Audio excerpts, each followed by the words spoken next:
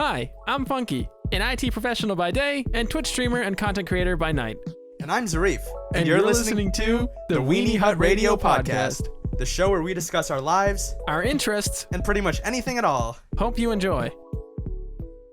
It's okay. Do you guys at a urinal like pissing and then You like, just oh, look God, over. what the fuck is happening? And there's just like pee coming out of his belly. The dude comes like, dude, you okay? Turns around. Just sprays his shirt with like... Everybody's different. Doesn't everyone do it this way? I've just always done it this way.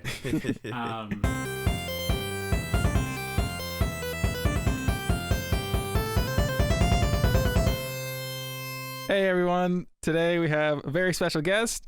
He is our friend ARTexplains, who some of you might know, who also goes by Xander.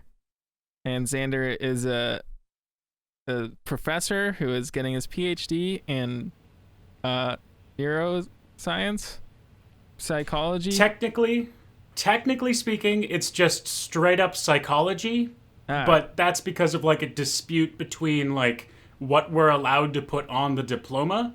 If I were allowed to put a particular thing on the diploma, I would call myself a neuropsychologist. Gotcha. But they'll only let me put psychologist unless I fight really, really hard to change it. And I don't know if I want to go through all that paperwork. Oh, man. That's psychologist. Okay. But Okay, but is psychology a real science? I wasn't ready for that one. I'm an economics major, so I get it. So I'm not a therapist, right? So I'm not the branch of psychology that people think of when they immediately hear psychology, right? Mm-hmm. I'm the branch of psychology that actually does, statistical analyses of things in order to try to figure out what the heck is going on in the brain. Yeah. Now, what makes me a psychologist instead of a neuroscientist or a neurophysiologist or something like that is that I don't actually work directly with the brain, right? I work with cognition instead. Right. So it's more correct to call me a cognitive psychologist instead of, for example, a counseling psychologist, right? Gotcha. So but what weirdly, I'm hearing is you're just a fucking nerd. Yeah, that's fair. No, I'm just kidding. No, it's absolutely fair. I am a huge fucking nerd because oh yeah, brother. I mean, when I was trying to get into graduate school, I was just working at a Target, right? Like I was just like trying to get into graduate school, like I was applying places, and in order to sort of pay the bills, I was just like, all right, what other job can I get, right? And so I was kicking it at a Target. And I loved a lot of my coworkers. You meet a lot of quirky people working that kind of retail job, right? I don't know if either of you have worked that kind of job, but it's like you sort of have time to discuss your lives with these people as you're like unloading trucks or storing things in the back room and things like that. Mm-hmm. And you meet all kinds of lovable weirdos, right? Oh yeah. Yeah. And I was the guy who they would start talking about something, and then I would be like, oh, actually, here's how, the science sees it or whatever. I remember this one conversation we had about tumors. Oh, boy. Like, just tumors. As one talks about, like casual, while you're... Yeah. While unloading an old lady's eggs. Like, hey, what's with these tumors, huh? Pretty much, yeah. And so my colleagues at Target, they would basically be like, I think you should probably go to grad school, like that's probably the thing that you should be doing right now. Not because they didn't want me there hanging out with them, but sort of like, I think you should probably put your brain towards some crazy problem solving junk, whatever it is that I do. And when I eventually got the gig as a grad student, which was because of my YouTube channel, by the way. Whoa. That's the thing, is I was still trying to do my own science just on my own, and like kept putting it out there until eventually I got hired as a graduate student because they were looking for someone who had video editing skills. Oh, wow. It just kind of worked out. Yeah. Very 21st century. What do you mean hired as a graduate student? Oh, that's okay. So in order to get into graduate school, you have to jump through a number of hoops, right? The first one is that you have to apply, obviously, which is similar to applying to college, but it's also there's more to it, right? Like they really look into you as a person. It's like a full background check essentially, but they don't really call it that. like you have to visit and they have to like meet you, and then like everyone talks to you for several hours. You like go to dinner, they get you drunk, and they try to get you to say something stupid to see if you're a crazy person. Like it's a full-on job interview. So when I say hired as a graduate student, I mean that literally, right? Okay. So it's not quite the same thing as like going into undergrad, but you do apply, right? And then you have to have like good test scores and things like that. But then there's also sort of like the collegiality where you're going to be working with these people, so they have to make sure that you're a good fit, right? Like my graduate school is a very friendly graduate school with a lot of people who sort of cross borders and work together. It's very interdisciplinary, right? Mm-hmm. But there are graduate schools out there that are very cutthroat. And so if they wanted to hire me at a cutthroat type grad school, they would need me to be a cutthroat type person, right? Right. I'm not. I'm too agreeable for my own good, oftentimes, right?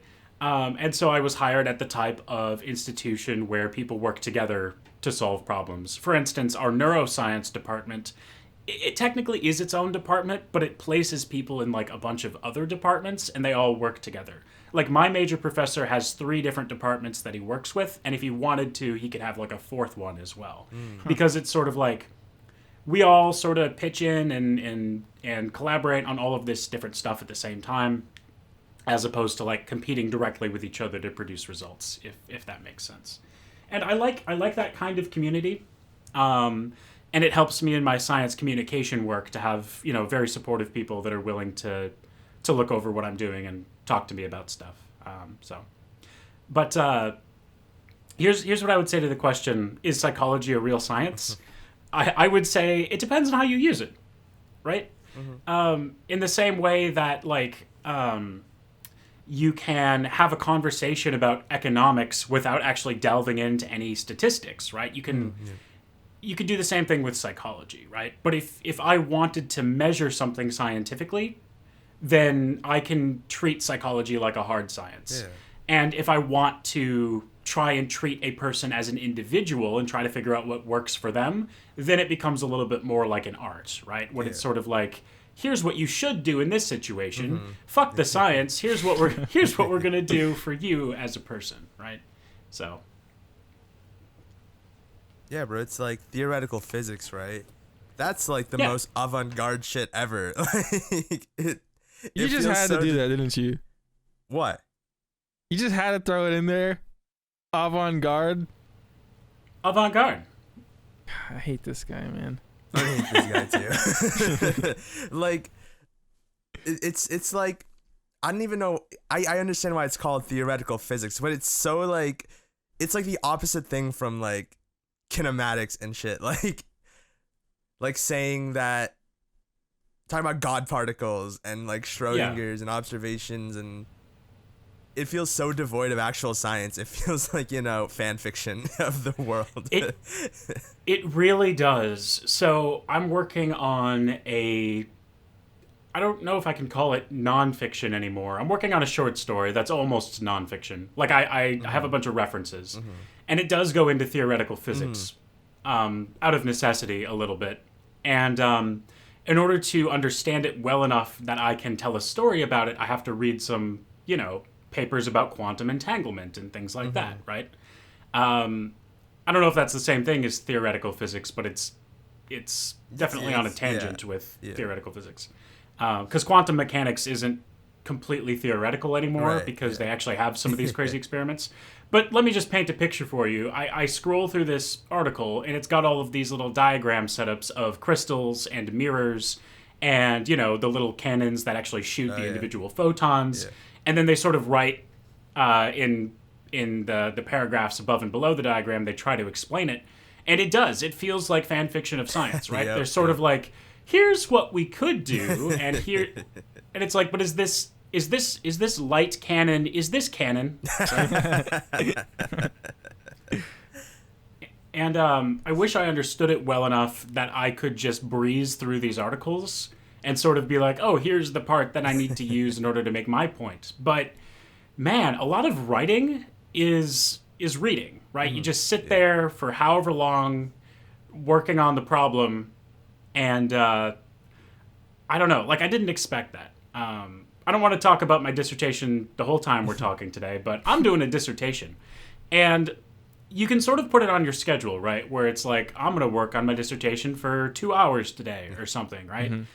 But if you don't get through the reading of an article that you're trying to do such that you can bookmark it in your brain appropriately, you're not going to get anything done in 2 hours. It's absolutely insane. It's like you can literally sit there working the problem for who knows how long and feel like you made no progress. And there are other problems like that. It's not unique to a dissertation, right? Like I'm sure glitch hunting in some speedrunning games is similar, right? Where you have no idea if you've actually made progress even though you've been working on it for several hours. And yet suddenly you have a breakthrough and you sort of have a productive moment where you get a lot of stuff done, and then you sort of kick yourself and you're like, why can't I always be this productive? Right? So similar to any other project, I guess, but longer and a lot nerdier. That's what they called me in high school. No, it's not. They used to call me Oh my god, dude. Maybe it's like I didn't sleep that much last night, but that broke my brain for a moment. Speaking of last night, how was everybody's Christmas? It was really great. Vanessa and I played a lot of Pikmin 3. Nice. Funky knows this about me. I'm a huge Pikmin fan. Yeah. I don't know if you know how much of a Pikmin fan I am. don't. I used to write Pikmin fan fiction. of course. Okay. All right, forget about Christmas. That is all we're talking about. What? Yeah, what do you mean Pikmin fan fiction? What? It's still Like out there on the slash internet fic or somewhere. like- No, you No, probably not like you make your own slash fic. stories and your own captain, right? Yeah. Yeah. Well, there was no captain. The Pikmin sort of became intelligent enough to tell their own story. Is what happened. I like that. And I wrote like a 19-part fan fiction about Pikmin, and then I guess I just kind of stopped at some point, so it doesn't have a real ending. Oh. Oh my god. When was this? Like, how old were you? Oh wow, I don't know, 13 maybe. Yeah. I wrote other fan fiction about other things too, but Pikmin was the one I really cared about. Nice. Yeah, that's the meat and potatoes right there. Yeah, and it's funny because when Vanessa and I met, her favorite video game was also Pikmin. Nice. Oh wow. And that's just one of those signs, right? Yeah. It's like, Yeah. I'm meant to be with this person. Somebody else likes Pikmin? Yeah. We're one of 8 we people just- worldwide. Yeah, it is a pretty low-key game. There are Compared to, dozens like- of us. Yeah. She and I played through the bonus missions on Pikmin 3 Deluxe for the Switch. And we got platinum medals on all of the missions, which means we had to replay some of them. So just really actually getting to sit there and enjoy each other's company and work together to play the game. And fortunately, it wasn't one of those co-op games where you end up fighting with each other. Yeah. I guess it could be if one person wasn't super familiar with Pikmin, but we had a great time. Nice. Yeah, that sounds awesome. So, like, that you talking about how you started Pikmin fan fiction reminded me of how back when I was like in elementary school, I like my after school like daycare program. One of my friends is like a really good artist, and so we would like we basically had this game where we were all like Pikmin farmers, and he drew like ranches for us, and like we had all this lore and had like ways to get money and sell crops and stuff, and it was kind of like D&D actually, like a very like, you know, small version of that, but we were role playing as these Pikmin farmers and all had our own farms and stuff and would go on like adventures. And Yeah, I used to do the Yeah. same thing. Not like the Pikmin farmer, but like the same like role-playing thing. Like me and my neighbors, like Liam and O'Neill, and Liam's little brother Corey, we would go and we would like role play like as characters. Yeah. And we had this big notebook where we'd like write everything down and like draw Nice. everything. We had like shops and stuff, and it was really cool. Yeah. Our currency was Yu-Gi-Oh cards. Oh, we also not just Pikmin, we also had scapegoats from Yu-Gi-Oh on the farms. Yeah. Yeah, I used to play a lot of sort of home-brewed role-playing games like that with my friends back in the day. And I miss it a lot because I moved for grad school to a different state, and I've been here for a while now. And yeah, it's really hard to get that feeling of like, you know, just hanging out with your friends and just doing whatever for hours on end. Hard to get that feeling back, and I miss it a lot. Like you could play role playing games online, you know, pretty easily these days. But you know, there's something special about those moments growing up where you kind of just goof around or whatever. But we used to play a lot of like actual Dungeons and Dragons and Pathfinder, things like that. But then every once in a while we'd play something completely crazy. Like we had a version of Toys that we would play. I don't know if you've heard of that one. We didn't come up with it, so I'm sure it exists on the internet somewhere. You have one person sort of run the game, and then everyone else pretends to be like a toy in a toy store. Okay. And you sort of just like do whatever you want. You take over the toy store, run around and like do whatever, right? That's just one example, but nonsense like that. In college, I was a co-founder of the board games club, which also was like the role-playing games club at the same time. And it was a lot of fun because I got to like run Dungeons and Dragons games for strangers occasionally, and heavy on the improv, of course. Oh yeah. Which kind of gets into my theater background, so it was a lot of fun to do that.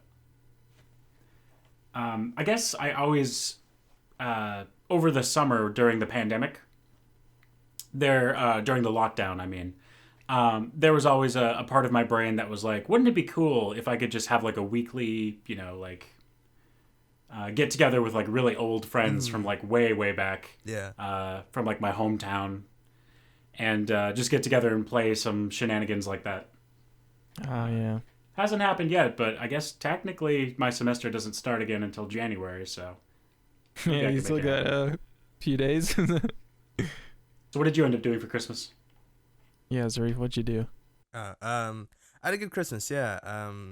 My family's pretty into it. We didn't do a tree this year, but so like at like 4 a.m. I came down to put my presents down there, and I was like, where am I gonna put this? But luckily my mom had already just put him around like this big flower we have in front of the fireplace. It was pretty cool, actually. I should have taken a picture. We have this really beautiful big red flower plant thing. But yeah, it was fun. Was woken up at the crack of like 8 a.m. Yeah, because you know, excited sister wants open presents. Absolutely. Yeah, my mom made like a full English breakfast, which is cool. With beans. Yeah, with beans. my mom lived in England for a bit growing up. She moved around a lot. Yeah, very English influenced person. But yeah, got presents, gave some presents. I got a so my mom just asked me point blank what I want because she doesn't know what to buy me. Oh, so nice. I was like, get me a new SSD for my computer. So I got one. Yeah, I got another terabyte of storage. Awesome. Which I'll have to install still. Maybe I'll do that right after this. Oh shit. I got a weighted blanket, which is super nice. I'm a big fan of it and would highly recommend it. It's so like nice and comforting and warm, and it's not too warm though, because like it's made of like a nice material. It's really cool. And then I got an Apple Watch, which is something I would have never bought for myself ever, but it's a really cool gift. I'm still learning about all the cool stuff you can do with it. Every hour it beeps me and says, "You should stand up." Yeah, like so you you've should been go sitting fuck down too yourself. long. Like yeah. You should breathe. Take this moment to breathe. Yeah, It literally says that. Like, oh, okay. yeah. Like, I'll breathe when I want to. Yeah, fuck off, you stupid robot. It's just trying to offset the vein thrombosis. Exactly. Yeah. It doesn't want a sudden blood clot to shoot to your brain because you've been sitting for too long. Yeah. I really wonder if those alerts have ever saved a life. You know what I mean? Okay, so I've actually It must have heard, happened at least once, right? like a similar story. I've heard of an Apple Watch that like noticed that someone's heartbeat disappeared for like a minute. So I think it alerted the authorities. Dude, what the fuck? Yeah. Heartbeat disappeared for a minute. Maybe they just took it off? Like, you can tell when you're not wearing it or not, though. Like, Huh. Yeah. Yeah. Well, Technology is welcome crazy, to the man. future. Yeah. I, for one, welcome our new robot overlords. We had a whole episode talking about. Yeah, we were like, going so into they're- detail. So they're currently listening to and enjoying this podcast. yeah, probably not enjoying. They're probably taking notes. Yeah, they're taking notes on who to kill. We literally had a bit where we were coming up with slurs for robots. Yeah. Oh no. I'm not with them. Hey, you're part of us now, pal. What about you, Xander? How was the rest before we got sidetracked by Pikmin fan fiction? Oh, yeah. Yeah. What was I talking about? I mean, Vanessa and I also You're playing Pikmin, yeah. Yeah, Vanessa and I also watched Unlikely Animal Friends on National Geographic. Ooh. Wanted to pick something that Sabrina could watch with us. Mm-hmm. So we watched the episode about unlikely cat friends, and she was nice. really into it. Nice. There were a couple of like panther related stories, lion related stories, bobcat, and whenever there was one of those cats on the screen, she would like watch them sitting on the futon, kind of watching the other cats go across the TV.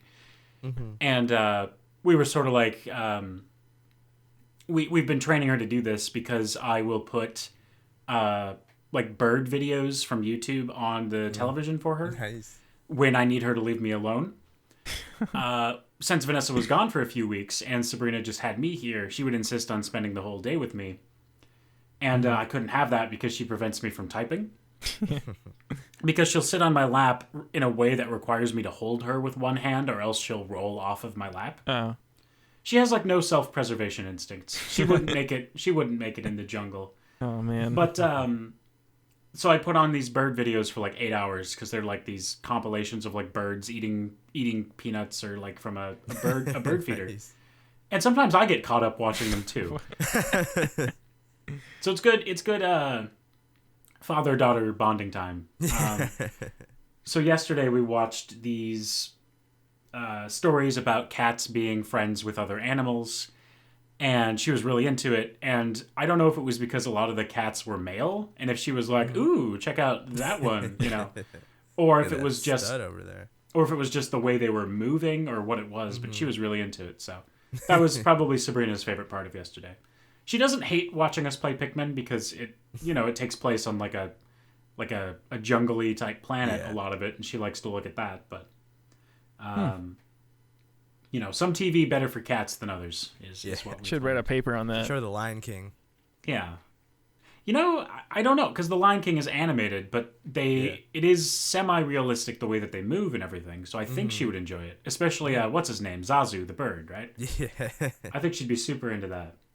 Dude, do you ever think on those bird feeder time lapses that any of the birds are ever doing a food review of the seed?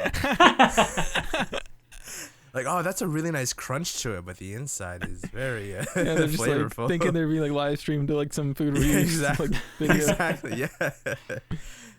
Now That's funny. that's some 21st century thinking right there. Yeah. All right, Sixers. Let's see how this new this new sweet corn pellet is.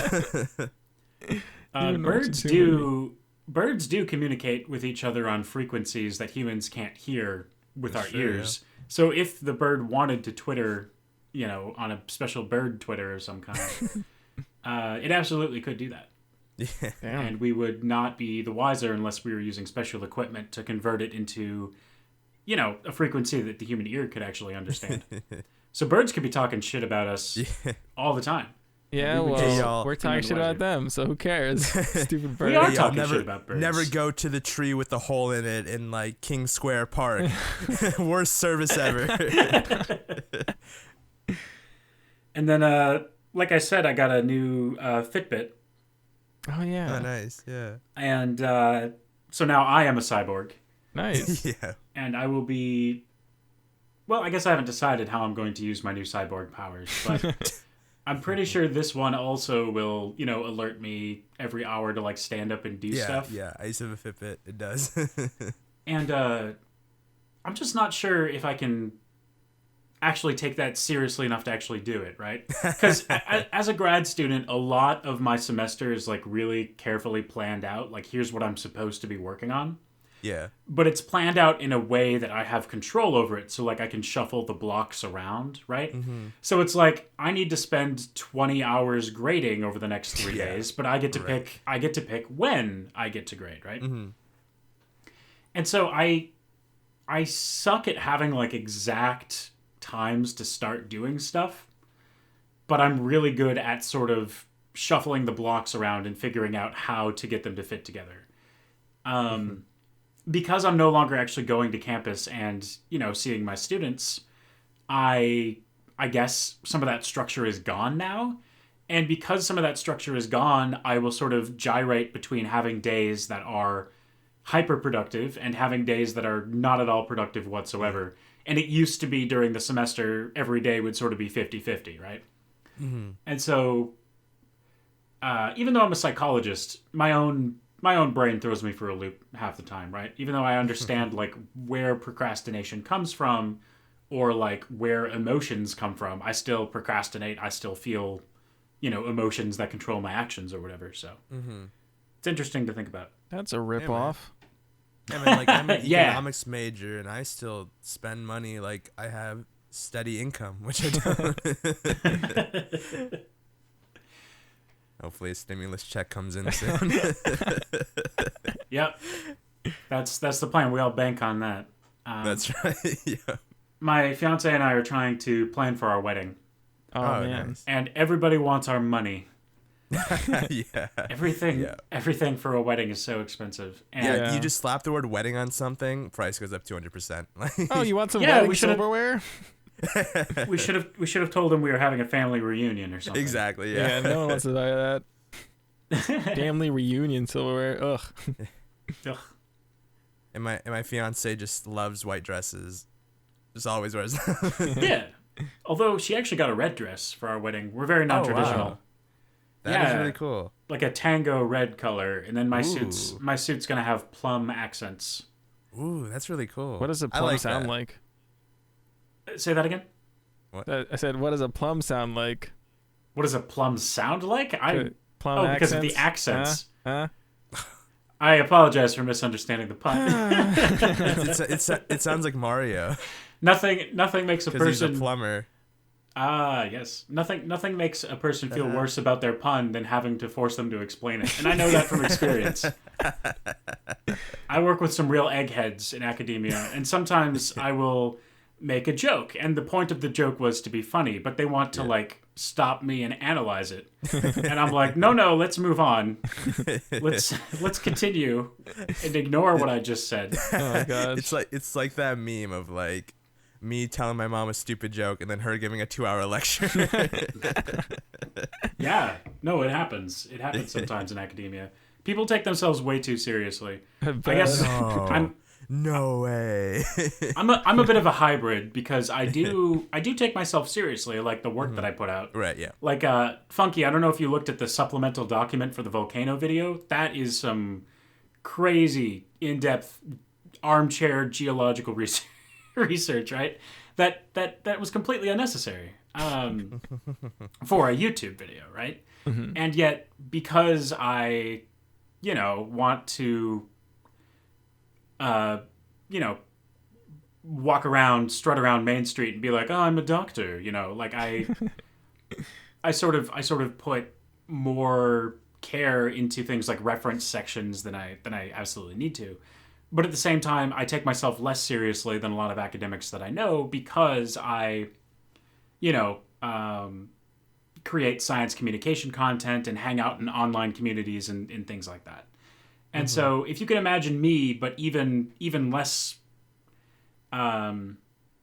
easygoing, I guess, right? Let me put it this way. I meet my students on the first day of class, right? They meet me and they're like, oh, this guy's pretty chill. He's probably pretty easygoing, right? And they turn in their first paper of the semester and they don't get a good grade and they're completely confused. And they're like, how can this guy be such a harsh grader, right? Be such a, I would call it constructive grading, but yeah, it's harsh grading. We'll call it what it is, right? Where I actually want you to to spell things correctly, right? Or I don't know, follow the directions of the assignment, right? And yet just sort of wander into class with like a bright pink shirt and like a tie with, you know, a bunch of little fun squiggles on it or whatever. Like, how can you be both kinds of person at the same time, right? Yeah. And I don't know, I guess that's something I kind of I wrestle with, where it's sort of like, how can I be you know, hey fellow kids, I'm your fun-loving instructor. We're gonna have a great time this semester. Let's all stand on our desks and recite French poetry, right? Yes. And then, like, also at the same time, hold them to a high standard when it comes to the work that they turn in, right? Yeah. And for some reason, that always throws my students off. And I've literally had to have conversations with my students because I've made them upset with my grading. I mean, of course, it's upsetting to get a bad grade back. Right. But, like, when I highlight something on your document and I say, I don't understand what you're trying to say here, right? Like, if I give you feedback on your writing, some people take that really hard and they think I'm being a dick, right? Mm-hmm. And yet, I'm just trying to help them improve their writing. I'm trying to make sure that if they get an A in this class, it's because they've earned that A in this class, right? I'm not someone who gives out free high grades in my class. Yeah. And so I've literally had to talk to my students and be like, hey, I'm sorry if I come across as a jerk when I grade your assignments. I promise I'm not. It's just that my mother was an editor growing up, and I was raised to like really high standards, and I want to make sure that you're turning in the best work possible, right? Yeah. Like, the point of this class isn't for us to have a good time, although we can have a good time while we, you know, actually learn stuff. And so you're not out to get anyone. Like, oh no, absolutely not. Like, some of my favorite students have failed my classes. Like, it's not very often students fail my classes, by the way, but it does happen because I teach a freshman psychology class. Yeah. And it's a class targeted specifically to struggling students, right? Mm-hmm. And so my philosophy is really helpful for some of those students, where they sort of like, it clicks for them and they get it, and they're like, I'm responsible for my own education, and I'm gonna, you know, figure out how to do this in a way that works for me. And then for some students, it doesn't work, and they end up usually switching majors or switching to a different college, or, you know, I've seen all kinds of things. Like, instead of staying where they are now and trying to make it work, they try to find a different solution for themselves. Yeah. And I'll be the first one to say, not everybody should get a 4-year college degree, right? Mm-hmm. There are plenty of other opportunities out there for people, opportunities that they might find even better and more rewarding than getting a 4-year college degree at a typical college like my college is offering. Mm-hmm. But yeah, I've had students that end up failing the class that I absolutely love. I adore talking to them. I adore comparing their perspectives. You know, like people with crippling ADHD, for example, right? Mm-hmm.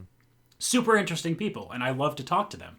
But I'm not going to give them a free A in the class, right? Like, that's and it's emotionally difficult for me sometimes to be like that, where it's like, well, I like you, but you haven't actually done the work that you're supposed to do this semester, and so I can't give you, you know, a good grade for not doing that. So, and it's bananas to some of these students, because in high school sometimes it does work like that. Yeah. And I guess that says a lot about the state of high school Man. in the country really right now. We live in a society, like, Yeah, man. It's true. also, like, in high school, like, you know, like, in so many public schools, teachers just don't have the resources to deal with it, so they may be more likely to just, like, you know, not take a more active role with a student and, like, try to, because they just don't have the time, because they have, like, 30 students they got to deal with or something, so they might just be more lenient about that sort of stuff and not try to actually make sure they're learning the concepts. Absolutely. I think that's a huge part of it. Yeah. One of the other classes that I teach is part of a teaching prep course, like preparing teachers to actually go out and teach young kids. Mm-hmm. And one of the things that I tell them is, a lot of you are going into this job because you love kids. Yeah. And it's going to be something that you're going to learn that you are not going to be able to give all of your attention to each one of your students. You're probably going to have a classroom with a whole bunch of students in it because of the state of teaching right now in the United States. You might have 30 kids you're responsible for, maybe more, maybe less. I don't know the exact number, but you're going to care for these kids, and the decisions that you make for these kids are going to affect the rest of their lives. And that is a pressure that I can't prepare you for adequately enough. And it's something that once you become a teacher, you sort of have to figure out how you're going to cope, right? Some ways are better for coping than others. And some teachers end up really jaded, right? I've had teachers growing up who would put on a video and then like fall asleep at their desk, right? Yeah. And that's one way to make it through psychologically as a teacher, right? Like for your own survival, maybe that is what that teacher had to do. And then, of course, there are teachers that hold themselves to such high standards that they end up dropping out as a teacher, even though they're really good teachers, right? Like they just can't deal with the emotional consequences of the fact that some of their students are going to fail and some of their students aren't going to care. And, this isn't what it said on the brochure, what being a teacher was going to be. I don't know. I mean, it's really interesting to have been on both sides of it. Once you get to this point in your career, it's like now I'm an instructor, and I realize looking back at all of my college instructors what they were going through. Right? Yeah. Oh man, I don't know. Can you guys think about some of your previous teachers and instructors that were like super weird, or different? Let me just say different from your other teachers and instructors. Do you think that you could sort of like over time come to better understand them as you yourself grow up? What do you mean? What do you mean weird or different? Like from a psychological or different. So maybe they're really good teachers or maybe they're really bad teachers, right? Like maybe you really enjoyed their classes or maybe you really hated their classes, right? Like I can think of a couple of teachers from middle school that I absolutely could not stand. I would butt heads with them constantly. Right, and I'd end up at my school. We had a point system called demerits. No. I don't know if your schools used something similar. No. I got so many demerits in middle school. Oh my god! Which were like a form of punishment. A couple of detentions here and there. Wow. Just because my philosophy was so different from these other teachers. And I was, of course, an intelligent clown. Right, I wasn't a bad student, but I was also a goofy student. And so if they wanted to punish me, it was really easy. Because they'd just point out something that I did that was slightly... Oh, let me tell you about the dumbest demerit I ever got in middle school. I was working on a project in my science class for sustainable solutions for energy when designing a house. And I was like in the 7th or 8th grade, I don't remember which. And basically you draw a house and you like put up like double paned glass and you like draw an arrow pointing to it, right? Like it's not an actual like difficult project. But I finished the project before a lot of the other students in the class. And so I was like decorating the house by adding stuff to like the different floors. Like I put in like a television and things like that. And I put in one of the rooms a piñata, like a stuffed, donkey shaped confetti filled, and I turned in my project, and when we got them back, next week or whatever with the grades, he had taken a point off of my assignment because I didn't put the tilde over the N on the word piñata. Yeah. Very petty stuff. And so I argued with him about it. And I was like, this wasn't even part of the assignment. I was just adding more details to my house. And he was like, yeah, but spelling counts and you misspelled it. And of course, this is a word that is not an English word, right? Piñata does have a tilde over the N when you spell it in, Espanol, of course. Yeah. But I don't know, like I got upset naturally because otherwise I would have gotten a perfect score on the assignment. And because I did more work, I got a worse grade from my perspective. And so we had a fight about it. He gave me a demerit for insubordination because I was talking back to a teacher, right? And blah, blah, blah, the rest is history. So that's my life. But anyway, that's what I mean by like teachers behaving in ways that don't necessarily make sense to you, right? Like strange teachers that stick out from other teachers, right? So do you think that as you get older, your understanding of them from a psychological perspective will change such that you sort of will have a realization of like, oh, this is why they were like that. You know what I mean? Do you see that happening for yourselves? No. I think so. Well, like we're both still undergrads, so like, you know, but I think in general, I just always had very positive experiences with pretty much all my teachers ever. I thankfully go to a good school district, and I've always had amazing experiences with my teachers. So, but I also, like, it's hard to visualize it from their perspective, obviously, because in a position with, like, a power imbalance like that, like, you know, you don't know, all you see is this person is just, like, you know, arbitrarily, like, you know, giving me these assignments and stuff. And yeah, and it does change your perspective when you're the one creating the assignments. I can tell you that much. Mm-hmm. Because not only do you have to come up with a way of asking questions, right, that is fair, but also actually requires them to do work. You also have to grade the assignment, right? Like, you actually have to sit there and see what they turned in. And the psychology of those two things, A, creating the assignment, and B, grading the assignment, are something that you don't really think a lot about when you are a student, like, completing the assignments, right? I mean, I guess you ask yourself, why am I doing this? Like, what's the point of this assignment? But you probably don't think about, like what went into creating the assignment and what's going to go into grading the assignment. Short of, you know, is my teacher actually going to read this? I'm sure a lot of students ask themselves that. Now, Funky, you said no. Did you have a particular motivation for saying no? What was the question again? So, do you think you'll understand your instructors and or teachers better, the unusual teachers, as you continue to learn, like getting older and sort of graduating, all that stuff? Do you think you'll get a new perspective on what motivated them to behave in that way? I feel like I already have a pretty good perspective on why people behave the way they do. Like Zari said, you know, I'm fortunate enough that, like, my parents moved to a pretty privileged area where I grew up. So, like, I've had, like, you know, a good education system, like, all that stuff, and I'm going to, like, a pretty alright university. But, like, I just don't think it's acceptable from, you know, a student's perspective for some, like, ways professors and teachers have, you know, acted in their class. Like, for example, like, I'm saying this, like, from my perspective, like, I'm a chill guy. Like, I don't get on anyone's nerves in school. Like, I just do what I'm told. I turn my paper in, I get a good grade, whatever. But like, I have some classes, like, in my university. It'll be like an online class. Like, for example, I took a class over the summer last year, or was it this year? I can't remember. It was this year. Yeah, it was like a cyber forensics class. Cool. And it's like yeah, it sounds cool, right?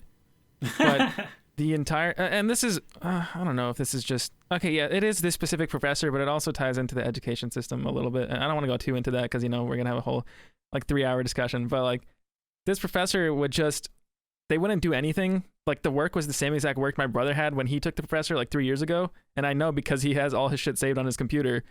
So, like, not only do they not, like, update the curriculum at all, they also don't even grade. Like, I would turn in my paper and they would just mark off points and they wouldn't say anything while it's marked off. So, like, that's what I mean when I'm saying, like, I don't have any sympathy for this. Like, if you're, and like, I don't care that much. Like, if you're you're teaching an online class, you know, this is your whole shtick. Like, you don't care, right? Then why are you taking points off if you don't care? Like, why are you making such a hassle for the student? Like, that's a big thing. It's like when teachers are going out of their way to fail a student, which really pisses me off. And, you know, you have your own perspective. Obviously, I think you're a pretty good professor from what it sounds like. But people like this just piss me off, and I will never sympathize with that. You know what I mean? Yeah. I do wonder what's going on with that professor behind the scenes. It sounds like maybe there's something else going on in their lives that's a bigger priority to them, right? That they're giving their attention and energy to. And that does happen for some professors, and it does make them worse professors. I would agree, for sure. I wonder if they are, like, doing research or something that they are supposed to be conducting or something on the side, and that's why they don't give any attention to changing the assignments or, you know, grading the work that you turn in a way that makes sense to you. Did you have any, like, interaction with this professor? Like, what are they like? What are they about? Or was it really disengaged? It's just like an online class, so it was just like PowerPoints where you would download it and read it. But like you can tell from the way they made the slides, they're like, they just seem like an asshole. Like you can tell by the tone of their wording. Because like, of the font. Not even the font, like Comic Sans all the way through. Comic Sans. It was just like and some Wingdings. bullshit. Comic Sans and Wingdings. Yeah. That's right. Uh, If I was ever like a professor, I would make my PowerPoints in Comic Sans. You'd get like one Redditor nerd to like laugh. It's like, oh, that's a good one, Professor.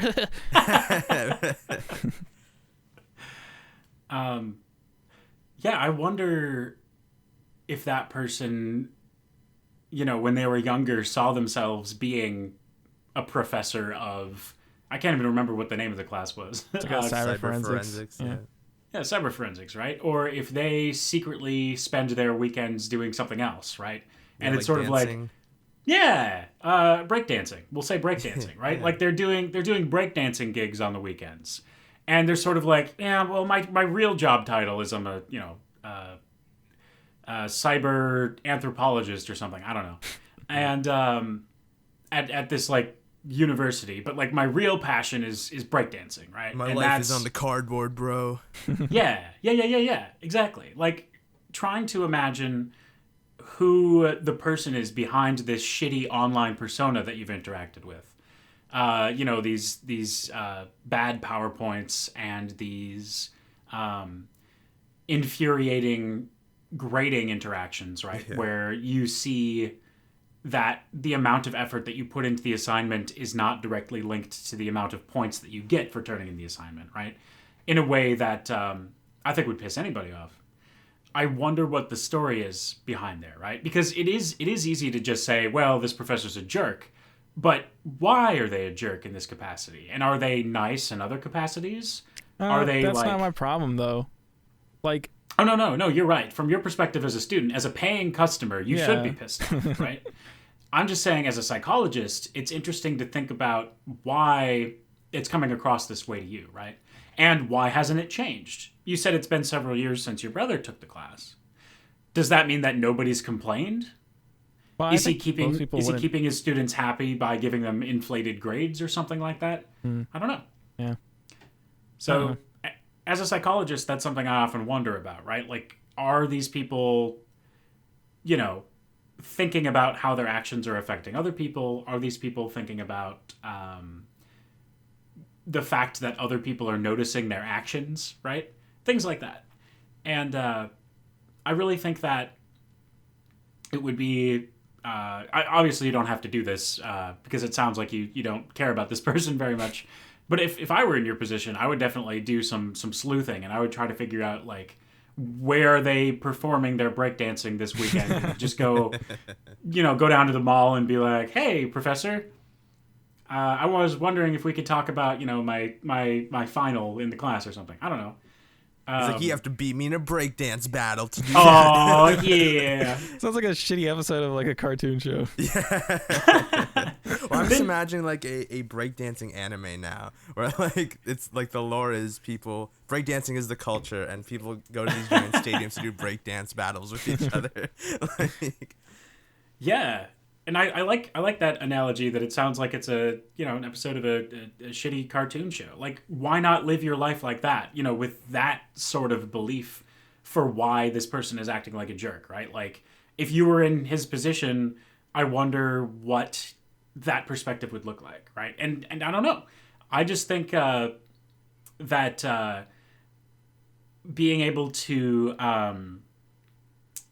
connect with a person, no matter who they are, no matter how much of a jerk they are, is an interesting exercise, right? It's definitely led me to very, very interesting conversations with some people that I wouldn't normally talk to, right?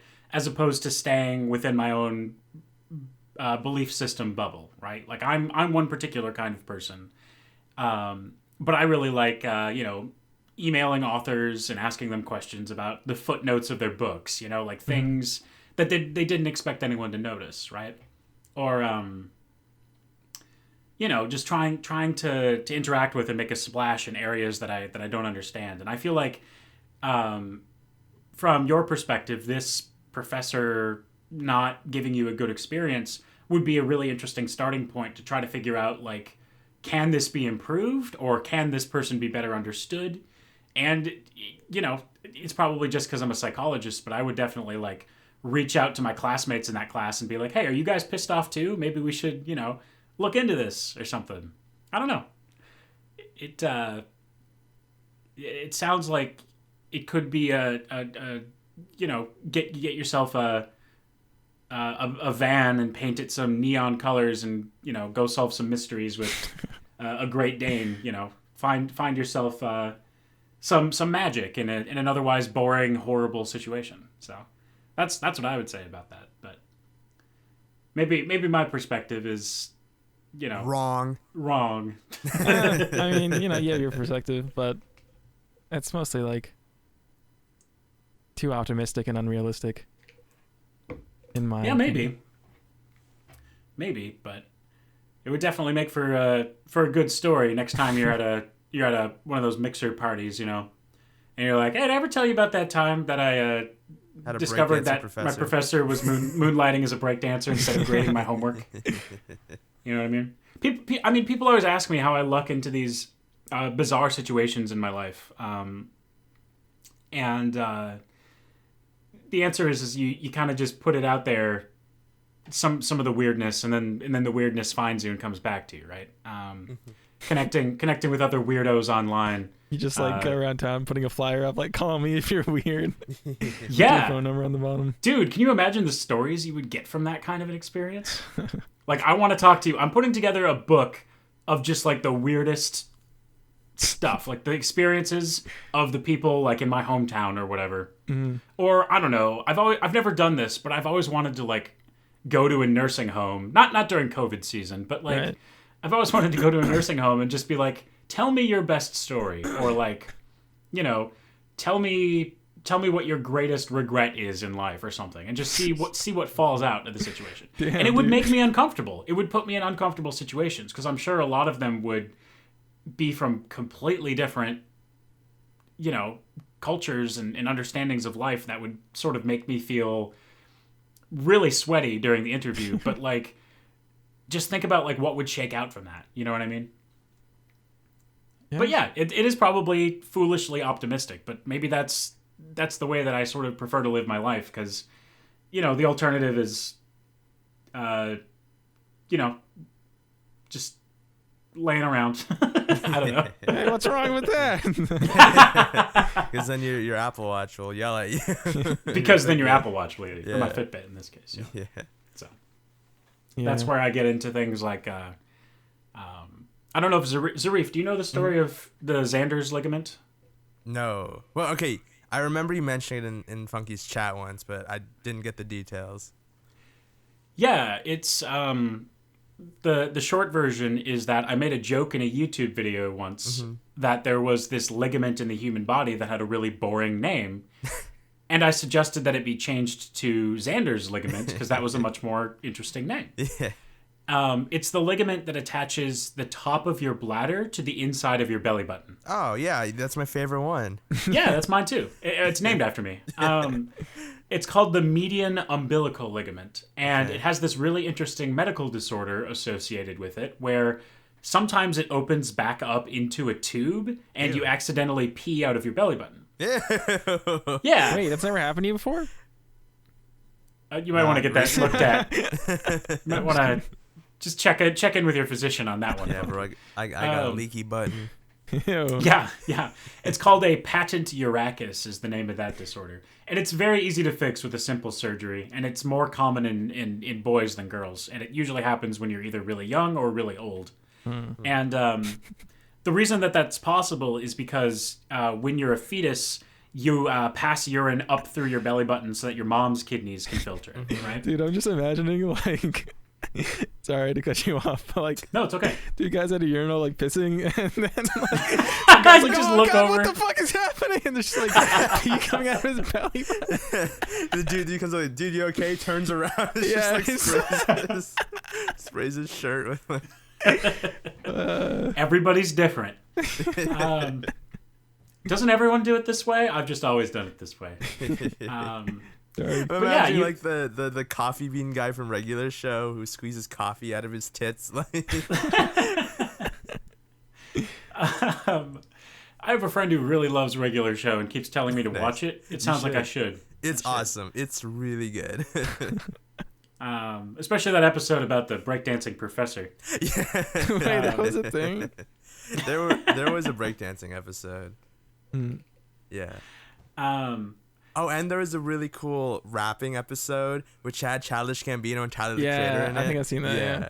I love that. That sounds awesome. Yeah. I just watched Community with Vanessa. Oh, nice. This year. I love that show. I've been trying to get Funky to watch it. I've seen like 1 or 2 episodes. Mm-hmm. Seemed pretty good. Yeah, it's awesome. It was pretty good. So anyway, this is a real thing that happens to real people. They sometimes pee out of their belly buttons. And when I learned this, I was like, I have to make a YouTube video about this. Yeah. And so pretty much the whole video was just to get me to the fun fact of sometimes people pee out of their belly buttons, right? Yep. Sometimes that happens. I make an entire episode around like one fun fact, but then I find like other facts, you know? And it turned into my most popular video for some reason. Oh, wow. It's been seen by 100 and something thousand people. Whoa. And one of my viewers went to Wikipedia and changed the page so that it said the median umbilical ligament, also known as Xander's ligament. And then put in the reference section my YouTube video, right? So like if anyone had actually like looked closely at the page, they would have been like, oh, this is a fake, reference. Right. Yeah. But nobody did.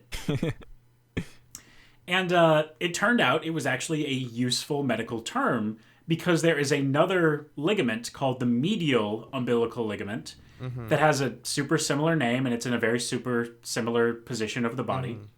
And so being able to call one of them Xander's ligament is actually useful. Wow.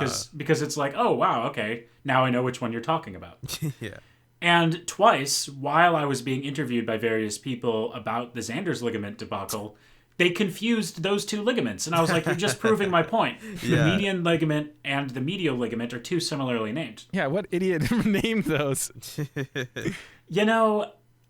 It's funny because nobody is in charge of naming this shit, right? Like, it just happens. It just through catches convention. on. You call it... I mean, it's like, how do we get the names of lakes, right? Yeah, like true. Up in Minnesota, I don't know if you've ever been up there. There's like Boot Lake and Thursday Bay and Wednesday Bay and Tuesday Bay. It's like what idiot came through here and was like, I don't know, days of the week is what we're naming these, right? Yeah. It's just by convention of who uses the terms and nobody's really in charge of naming them, right? Obviously it helps if you're famous. And then somebody is like, well, this guy's famous. Let's name it after him, right? Yeah. And that is, well, we'll get to that part of the story in a second. I was eventually caught. But anyway, the edit on Wikipedia stayed there for over a year.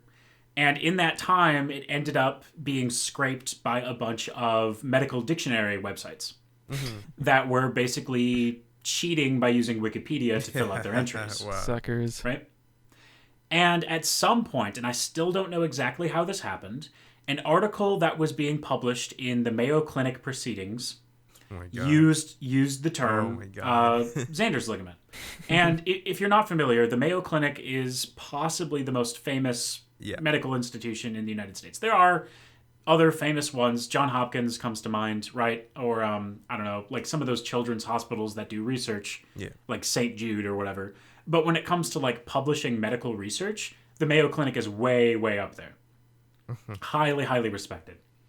And somehow it ended up in that article. And I actually talked to, via email, one of the authors of the article, and he maintains that neither him nor his co-author put it in there. And at some point during the editing process, the person who was copy editing decided that for accessibility reasons, they should put that term in there because it was on Wikipedia. So the copy editor is the person who's like actually putting together the document for print. And it's their job to do boring stuff like, oh, he mentioned meters here. or inches here, so I'm going to translate that into like, you know, the letter M or the abbreviation IN dot or whatever. It's kind of a boring job usually. Yeah, that sounds horrible. Yeah, but for accessibility, it's kind of an important job, right? Making sure that you like get all that stuff figured out. And like all the periods and commas are in the right place. And I don't know, maybe that is what happened, or you know, there's no way to confirm it at this point because they haven't emailed me in a while. I might send them another email at some point here because it ended up in another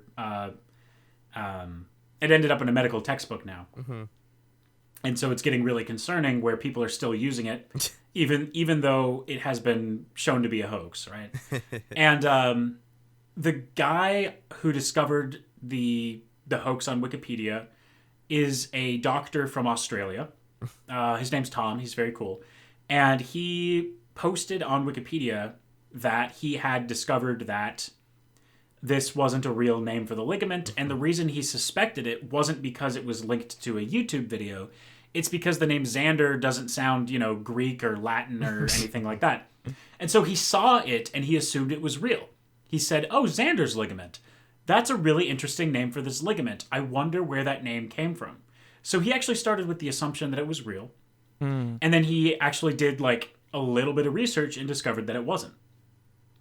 And I find that really funny. And he documented his search on Wikipedia on one of their talk pages.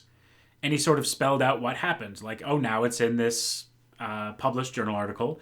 And that was how I found out that it was in a published journal article, was because of this Wikipedia editor. I had no idea that it had spread that far.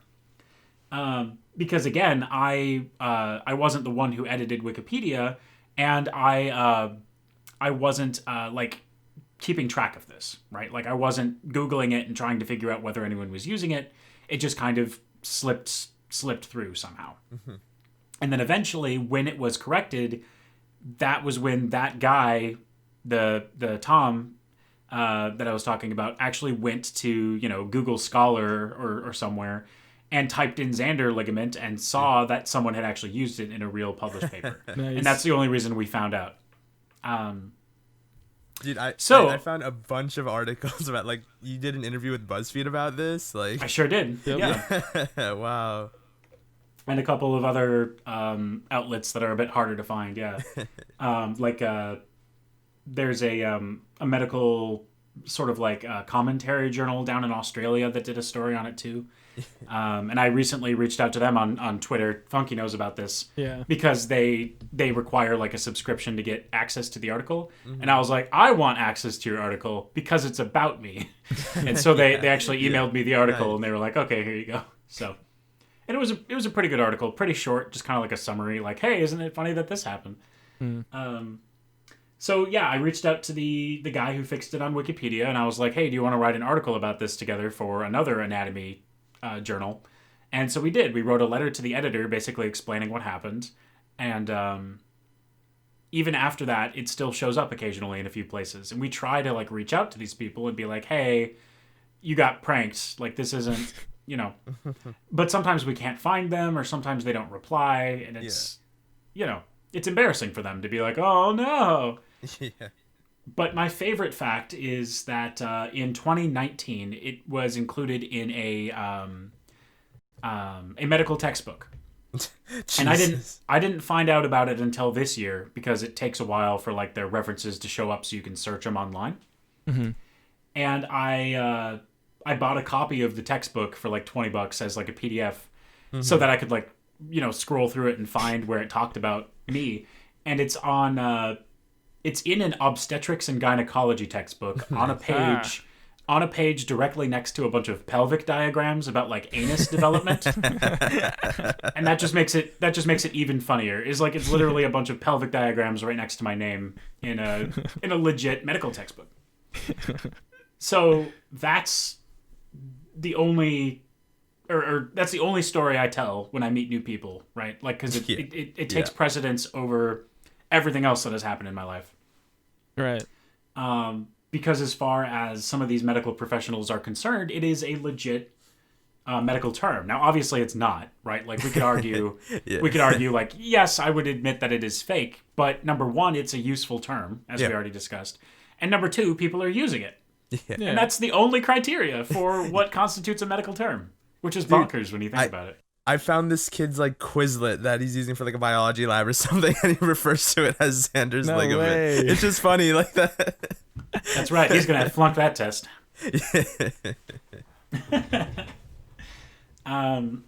So yeah, and I have since I'm a psychologist, I have friends who teach other psychology classes about things like misinformation and fake news and things like that.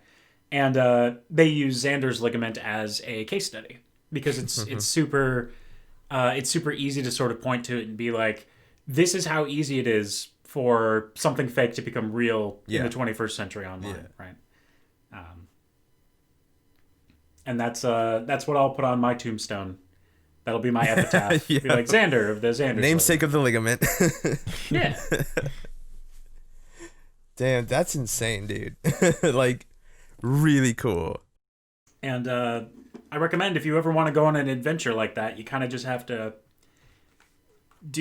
put crazy out into the world, and the crazy will come back to you. That's Amen to that, brother. I'm part of this online community called We Create EDU, and it's a bunch of educational video creators. And we sort of like, swap stories about like what goes on, but also like ask each other for advice. And because I'm part of that community, even though I'm a really small YouTube channel, I'm at like 5,500 subscribers, which, isn't nothing, but compared to some of these other educational channels, it feels small, right? I got invited out to California last summer to go to Google headquarters to like rub shoulders with all of the other educational creators. Dang. And it was really awesome. And I got to meet a lot of like, I don't know, are there any educational creators that you guys follow? Oh, yeah. Off the top of my head, like, sort of like Vsauce, is like one of the biggest met investors. Michael. I met Michael Really? from Vsauce. Oh, awesome. Whoa. Vanessa from Braincraft, Tom Scott from Tom Scott. I love Tom Scott. He was so amazing. I love Tom bet. Scott. I already loved Tom Scott, but I love him more now. He and I had a whole conversation about Dance Dance Revolution. It was Oh my incredible. god, dude. That is super cool. Yeah, and I told him the story of the Xander ligament. Like that's the story I tell new people, right? That's your elevator pitch. Like Yeah, he loved it. Hank Green and John Green. Whoa. Yep. I got to hang out with both of them separately. Like I didn't meet them together. I met them both separately. Yeah. That was Smarter Every Day there. Yep, absolutely. Destin from Smarter Every Day. ASAP Science. ASAP Science, yes. Both of the ASAP Science dudes were there. Was Captain Disillusion there? No, Captain Disillusion wasn't there. Or if he was, I didn't see him. Yeah. But we all got together and had a real good time. Oh my. And it made me feel like a legit like educational YouTuber or whatever. But the reason I bring this up is that both Hank Green and John Green separately told me that the next time they do one of these events, they want me to do a speech about the Xander's ligament. Whoa. And it's funny that they both came up with the idea like separately, because again, I met them separately. Yeah. Because they were sort of involved in the planning. Because, I don't know if you know this, but they're heavily involved in like the conventions in like the YouTube space. And it didn't happen this summer, obviously, because of the pandemic. But hopefully next year there'll be a video of me giving a speech about the Xander's ligament to like a bunch of educational YouTubers. Yeah, dude. So keep an eye out for that. I mean, I'll obviously tell you about it if it happens. Yes, yeah, please. I'm sure Because I'll be over the moon. I'll be like, you guys, it happened. But please watch. but yeah, let's talk about Tom Scott. Tom Scott, Yes. like amazingly genuine dude. Like I would say 95% of the people I met were gracious, amazing, genuine human beings. Yeah. But occasionally, you meet an online personality who's a bit of a jerk. Mm-hmm. So there were a couple of people like that. But overall, 95% of these educational people, super, super amazing. Mm-hmm. But I can't say enough good things about Tom Scott. Literally, he deserves his spot, like as king of educational content right now. Like oh my goodness, good God. There was a point where we had like we didn't have enough chairs, and he like got on the floor. You know what I mean? Like just nice, yeah. just a genuine, like, giving, wholesome guy, so. He comes across that way too on his videos, so I'm glad to hear that it translates to real life too. Oh, it absolutely does. Yeah. Just the coolest guy. Yeah. I want to be Tom Scott when I grow up someday. That's a good thing to strive for, yeah. Dude, my favorite, like, his background is literally in, like, linguistics, right? Yes. And those videos are just fascinating to me. I'm a big fan of, like, linguistics and how language affects the way we think and stuff like that. And oh, absolutely. yeah. Yeah. I don't know, like, it, I'm sure, well, I don't know if I'm sure about this. Have you guys ever met someone online and then met them in person? Yeah, funky. Yeah. There you go. I did that like 200 times in the same day, like meeting all of these people in person for the first time. Yeah. And the weird part is that it wasn't weird. Yeah. Like, you think it's going to be so weird, but because these people are all such nice, gracious people, you just kind of like, well, I mean, you don't just walk up to them, like you play it a little cooler than that, but like basically you walk up and you're like, I love your work. Like, you're the coolest, Yeah. It gave me that feeling of belonging. Yeah. Where it's sort of like, I'm this huge, weird fucking nerd who makes these educational videos that, nobody watches. Yeah. And it's like, what the hell am I doing with my life? And then you go to this kind of an event and it's like, holy crap, like, I'm not, even though I'm a weirdo, like, I belong somewhere, Yeah. Such a really wholesome experience. Yeah, way to flex on me, dude. I mean, I guess maybe it is flexing, right? In the sense that it's sort of like, I went from, like I said, 6 years ago. No, I said this before we started recording. 6 years ago, when I started this YouTube channel, it was literally like, how can I tell this story without getting too sad? Sorry. A friend of mine died, and he and I were gonna start a YouTube channel together. And when he died, I was like, oh well, maybe I'll do it anyway. To kind of remember him, kind of do my own thing. And so I like had no idea what I was doing and just started like putting up really badly edited like explanations of like whatever popped into my head, right? And over time that turned into a PhD in psychology. I only got into the grad program because of my YouTube program.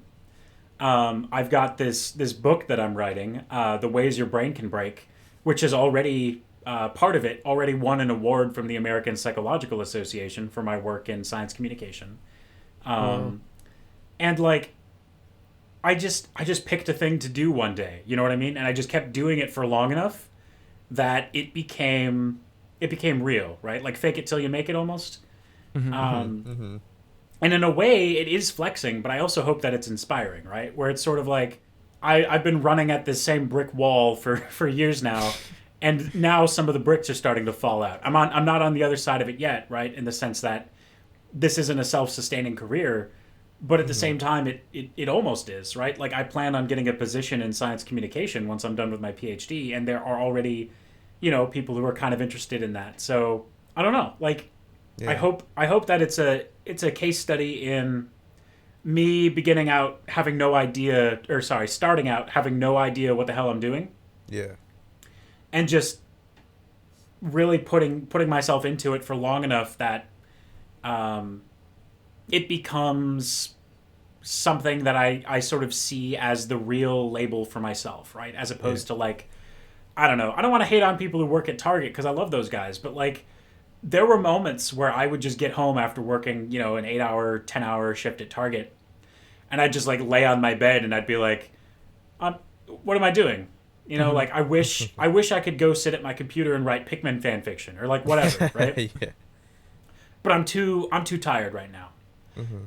And sort of navigating the cracks in my life where I wasn't too tired and just figuring out what joy and inspiration and like crazy ideas I could jam into those cracks when they were available has taken me this far. I don't know. I feel like, if a weirdo like me can find, even 3/4 of the way to success like I have right now, hopefully that is inspiring, right? Where it's sort of like, I've spent a lot of my life feeling depressed, right? And just being able to find a community of people, right, felt impossible when I was, a teenager. But I guess all teenagers feel like that, right? And being on the other side of it sort of makes me realize, I wish I had a time machine to go back and tell my younger self, like, hey, you big dumb idiot, like, you're gonna be fine, Just keep at it. Not that I would have believed myself. Well, okay, if I had a time machine, maybe I would believe myself. But like, you can't just talk reason into like a 14-year-old. You know what I mean? Yeah. Like, they have to experience it for themselves. The wonderful, magical bullshit that is life. Like, you can't just be like, here's a life lesson, son. They have to go out and make mistakes and experience the pain for themselves. And I had no idea this is where I was going to end up. Literally zero inkling. I didn't know that grad school existed until I was, I think, 21 years old. Oh, wow. Like, I don't know, like some people, like their parents are professors or whatever, right? Yeah. Both of my parents work at a university in like a supporting role. Like my dad does IT stuff and my mom does like journal editing stuff, like I mentioned. But, neither of them are PhDs. And so I have no idea what I'm doing. Just, you know what? Cut everything I said before and just use that. I have no idea what I'm doing. This is the start of the podcast now. I have no idea what I'm doing. I mean, honestly, everyone's in that boat. Yeah. I don't think anyone knows what they're doing. And if they do, then they're probably just like super rich. Yeah, but you're absolutely right. I think you're absolutely right. But we have this lie that we sort of unintentionally tell the younger generation, right? Where we're like, oh, you're gonna, here's how things are gonna happen in your life or whatever. But then by the time they're that old, things have changed, right? Like the real truth is you're gonna have to figure this out and it's gonna be difficult, right? Like that's the truth we should tell younger people. Like, it will turn out okay, but like, the reason it'll turn out okay is because your brain is literally going to change, right? Like you're actually going to adapt to your environment and you're going to figure out how to make it work for yourself. It's not because like the struggle is going to go away completely. It's because you're going to become the type of organism that succeeds despite the struggle, I guess. Yeah. So. I like that. Hey, Funky. What? How's the neck? It actually feels better today. Like narcotics better, or like your body is healing better? Funky's a druggie now. I think it's healing better because when I woke up, like I wasn't in that much pain, and the last time I took like pills was at like probably like 2:30 p.m. like yesterday, which is pretty cool. Yeah. How do you know that it was at 2:30 p.m. yesterday? Have you been carefully keeping track? Yeah. Sometimes you get on those pills and you're like, have I taken my pills? Oh, shit. Yeah, man, I feel that. Like, sometimes I'm like, wait, did I have my morning lean today, or did I forget that? Like... Well, I'm very cautious. Good. Because, I don't really like taking medication all the time because people are always like, yeah, my mom works in the industry and she says you're not supposed to take medicine. And I'm like, whoa, wow. Especially with painkillers and stuff. Like, obviously we have a like epidemic of people abusing that stuff and not using it properly, and so I don't know. The bottle says take it like once every blank hours. I'm like, okay, I'll just take it once and see if I'm okay. That's usually what I do. Yeah. Nice. And I mean, it's good that you think about that stuff. Like, how much of this should I actually put in my body, right? Like, that's an important question to be asking. You're already on the right track if you're asking yourself that question. Because we unfortunately do live in a world where you don't want to let someone else tell you exactly what to do when it comes to like what cures to try, just because. Well, have I told you the story of the toughness radiation detector? No. Radiation detector. Yeah, I have a quack medical device that shares my last name because I come like from a long line of something? chiropractors.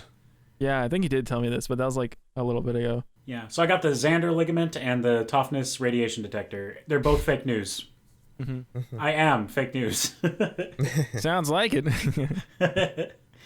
Because chiropractic works for some people, but the psychological reason that it works is the same reason that things like acupuncture and crystals work, right?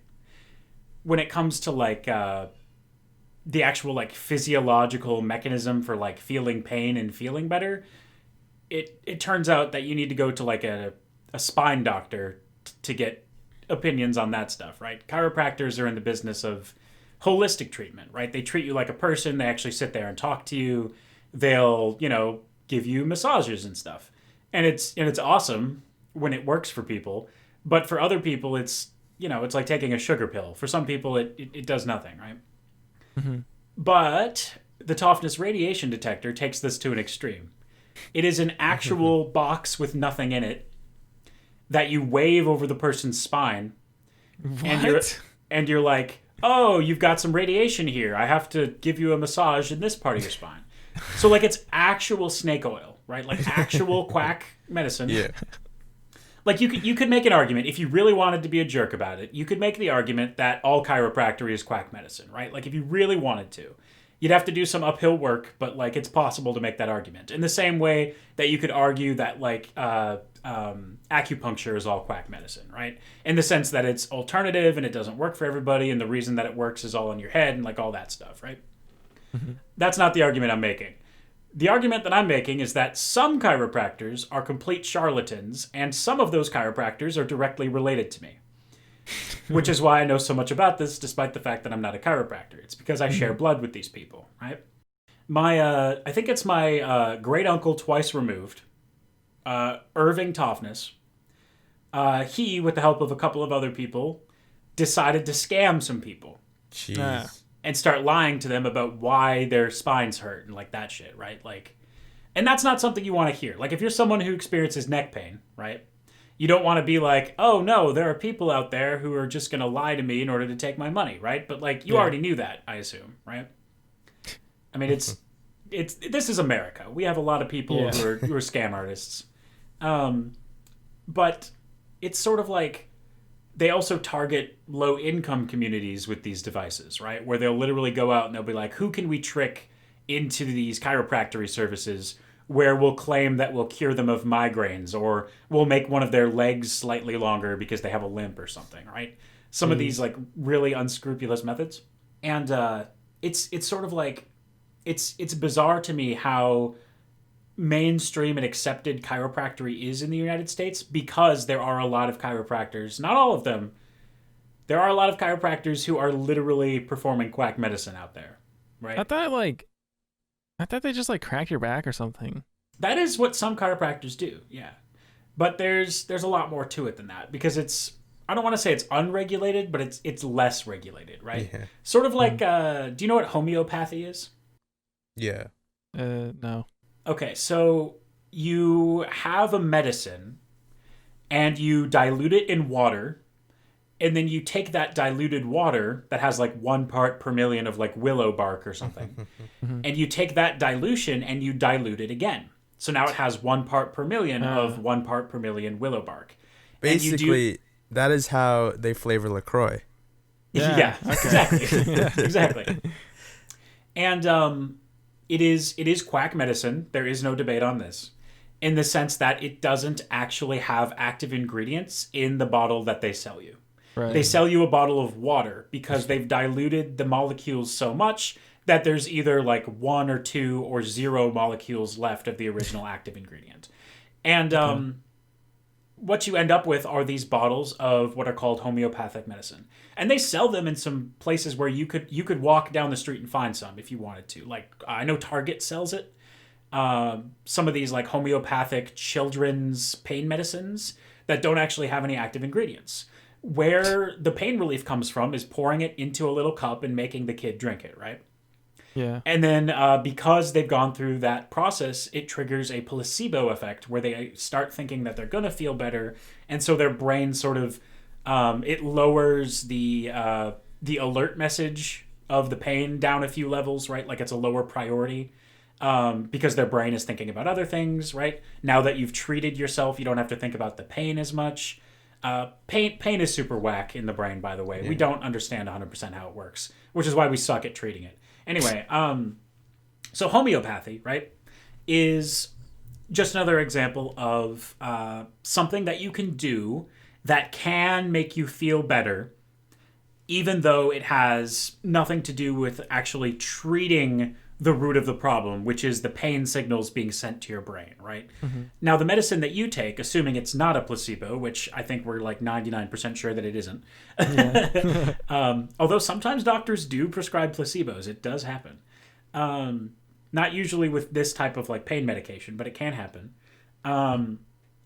Those are different because they actually interrupt the reception of the pain signals in your brain, right? And that also works for some people, and it doesn't work for other people. It's an art as opposed to a science, right? And for people who have really severe pain, they try the stuff that their doctors tell them to try first, and if that doesn't work, then they start doing other things like alternative medicine approaches, right?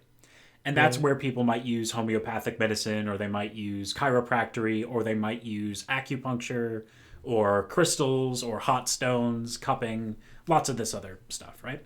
And I will tell you, there are people who have chronic pain, and after they do some of these homeopathic medicine treatments, or acupuncture, or chiropractic, anything like that, they legitimately feel better, right? They can like stand up and walk around, even though their back, whatever. It's similar to faith healing, right? Where you go to one of those big tents and the guy is like, now you can walk again. And then they like get up out of their wheelchair or whatever, right? It turns out the brain can override your physical pain using natural mechanisms. And all you have to do is trick your brain into triggering that, like throw that switch, right? And if we were better at it, if psychology were a little bit better at it, we could just do that whenever we wanted, just turn off pain, right? Okay. So like, if you did turn off the pain, isn't the problem still technically there though? Yes. So, okay. Yeah. So you're just going to die and not realize it. Yeah, that's what I'm saying. Like, you would forget about it. Like, oh shit, I forgot my back is fucked up. You know? That's like a condition, people who like don't feel pain, and they die very quickly because, pain is a measure that you got to fix something. Something is wrong. Get your hand off of that thing. Yeah. Yeah. So, there are people who are unable to feel pain. It's extremely rare. And there is a case study about this girl who grew up without the ability to feel pain. And psychologists actually gave her lots of tests, right? They actually they stuck sticks up her nose, which is usually really painful for people. That's fucked up, dude. Yeah. She one time burned herself really, really badly, like 3rd-degree burns, because she sat on a hot radiator while she was reading a book, and she didn't know she was being burned, right? Oh my god. Dude. Yeah. So you're right. You're absolutely right, Funky. It is important for you to nurse yourself back to health by favoring the parts of your body that hurt, right? Like if you twist your ankle, the point of the pain is so that you don't walk on that ankle, right? Right. And so sometimes you don't want to turn off the pain because otherwise you'll hurt yourself even more, right? But there are people who have chronic pain that is not helping them in any way, right? Like maybe the pain is inside of one of their vertebrae in their back, but they still have like full function in their back. They just feel pain constantly, right? It would be really helpful if we could just flip the switch so that they don't feel that pain. Yeah, and we're getting close. Cool. We're getting really close. I think within our lifetimes, it's going to be possible to do that. It's actually not that. It's not that complicated of a problem. It's just that we're not allowed to dissect living human brains because it's unethical. Right? Yeah, it makes sense. Yeah. So it's good to know that I'm not a mad scientist who's advocating for that. But the thing about chiropractic is that they try to sell it as like a legit treatment, even though it is a form of alternative medicine, right? Like that's the classification of chiropractic. If chiropractic was mainstream medicine, they would just call it medicine instead of calling it, chiropractic.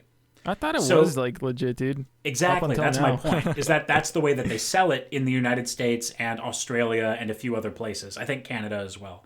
But most other places on the planet, they look at chiropractors and they think of them exactly like they think about people who use healing crystals or people who use acupuncture or people, And it's not because it doesn't sometimes work for people, but the reason that it works is because they've tricked their brain into turning off the pain or turning down the pain.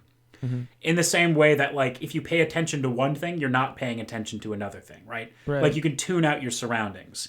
It turns out the brain has the power to do that with pain as well. It's hard to trick you into doing that. So chiropractors can be very, very nice people, and in fact that helps the placebo effect, where they can treat you holistically as like a full person, where you walk in the door, they're very nice, they ask about your family, they like will talk to you during the session. Very different from a typical spine doctor, right? You only get to see the spine doctor for like 10 minutes, they like look at the x-ray or whatever, and then they're like, here's some pain pills, right? Yeah. It turns out the experience of meeting with a chiropractor is just better for the psychology of some people, such that they feel better after visiting the chiropractor, right? But it's not because they fixed the problem at all.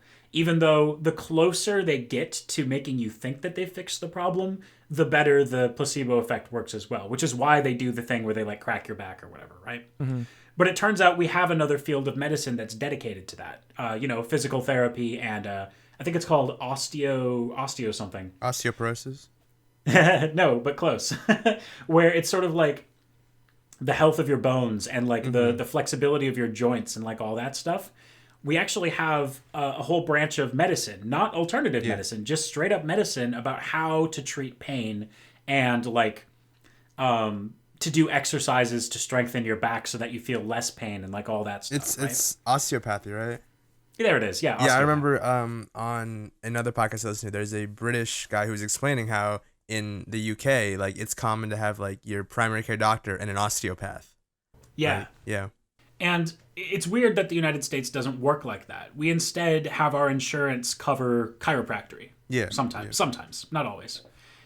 Even though if you ask the right people the right questions, you will get confirmation that it is in fact alternative medicine. Like that's what it is.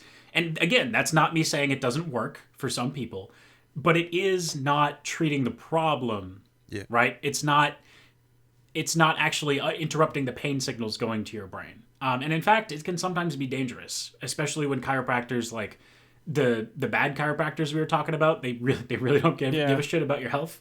They'll act nice, but like their goal is to get you to keep coming back. So they'll keep telling you something's screwed up in your body so that you keep coming back every week. In the same way that like bad therapists will tell you that you still need to come back and talk about your dad again next week, even though like you're feeling better. You know what I mean? Yeah. All of these types of therapy, in order to pay their bills, they need people with problems. And so sometimes they'll create problems, and you have to be very careful about that.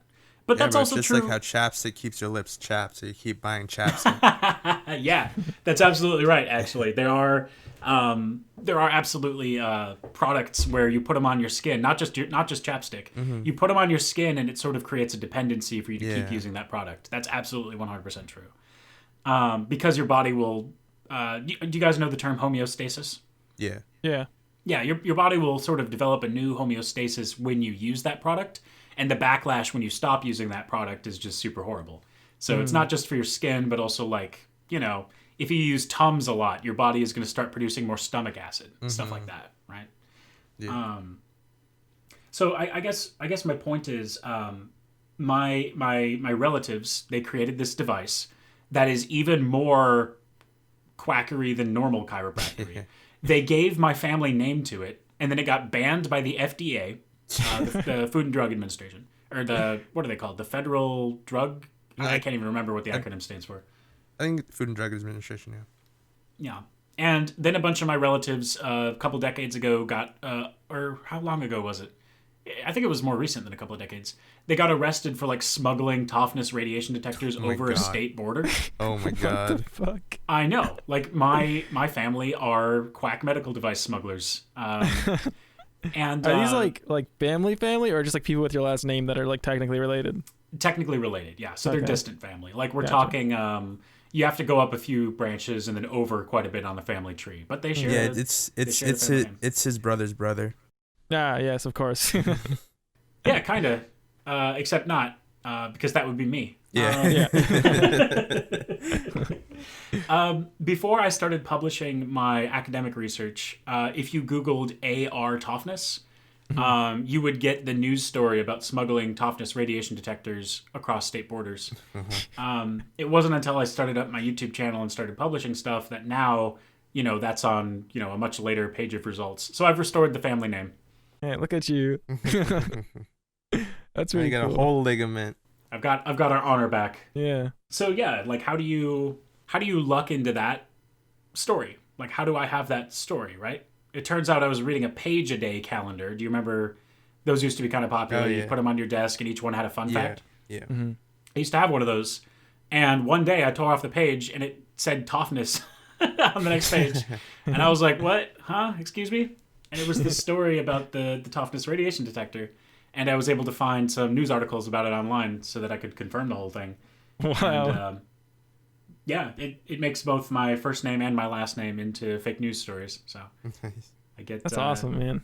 I mean, just like that whole, you got the calendar and then it's like, huh? That's like a huge coincidence. I still have that calendar page somewhere. I like pressed it between the pages of a book, so it's around here somewhere. Yeah. And that was like 7 years ago or something that I read that in a Dang. page a day calendar. So it's been a little while, and I haven't made a YouTube video about it yet, and I don't know why. Well, now you got a new idea. Yeah, I got so many topics. And then I always end up picking like weird stuff. I don't know what my deal is. I need like a focus group to run my ideas past. Like, hey, do you think anyone will watch this video? Mm-hmm. I don't know. Yeah, I mean, you could always ask on Discord or Twitter or something. Hey, would you watch this? Hey, would you watch this video about super volcanoes? No. What if Funky was in it? Maybe. Maybe for like 2 seconds. Yeah, I don't know. It's hard to judge what people would watch. Yeah. Especially because you're always going to be biased, like whenever you're making something. Well, I mean, I find neuropsychology the most interesting field in the whole world. I mean, it's the study of the brain and like how it breaks. Like I said, we're not allowed to break the brain intentionally. So instead, we go out and we find people who have brain damage, and then we give them a bunch of tests in order to figure out like what's broken. Yeah, and that's about as close as we can get to like, here's how a normal brain works, is when like this doesn't happen to you, without going like full Nazi and like Yeah.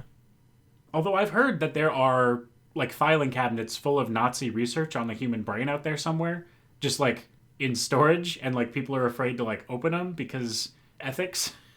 Yeah, I mean, probably. They're fucked up, man. And also German's hard to translate, so it's not that hard to translate. But yeah, it's the motto of my channel is everything is interesting. Because if you look deep enough into any topic, you're gonna find something that makes you go, oh my, is that a real thing that happens? I think it's like Funky said. I can't quote you directly because I don't remember exactly what you said, but it is very optimistic of me to feel that way.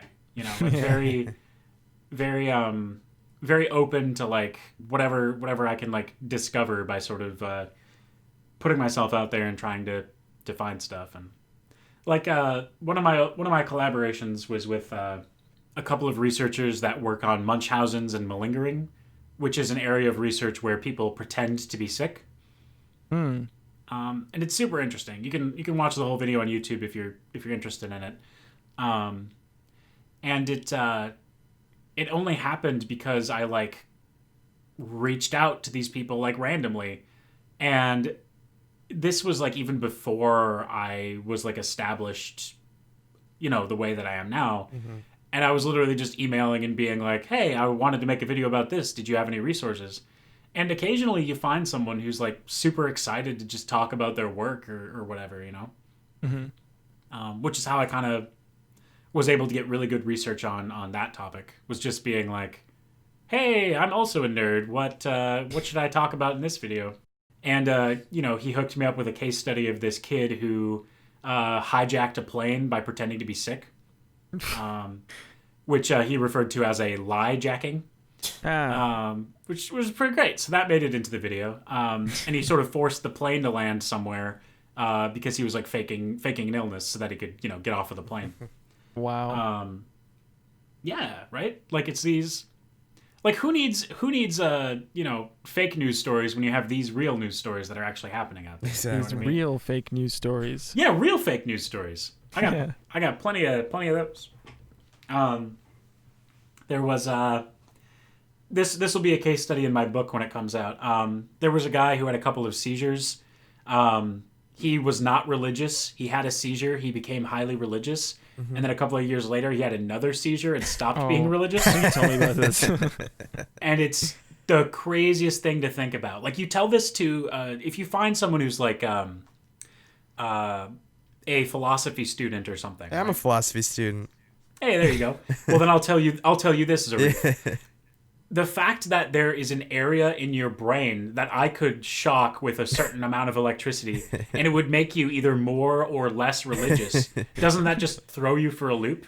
Yeah, like I took metaphysics this year, and a lot of the ideas I've been like coming in terms of, well, what is consciousness? What is our thoughts? Is it just how our brains, how these neural impulses just interpret all the senses that it's taking in at any given moment, or is it something beyond that defines life itself and sentience? Like, yeah, and it's super cool that we're getting close to answering that question from a physiological perspective, but for now it's still in the realms of philosophy, right? Yeah.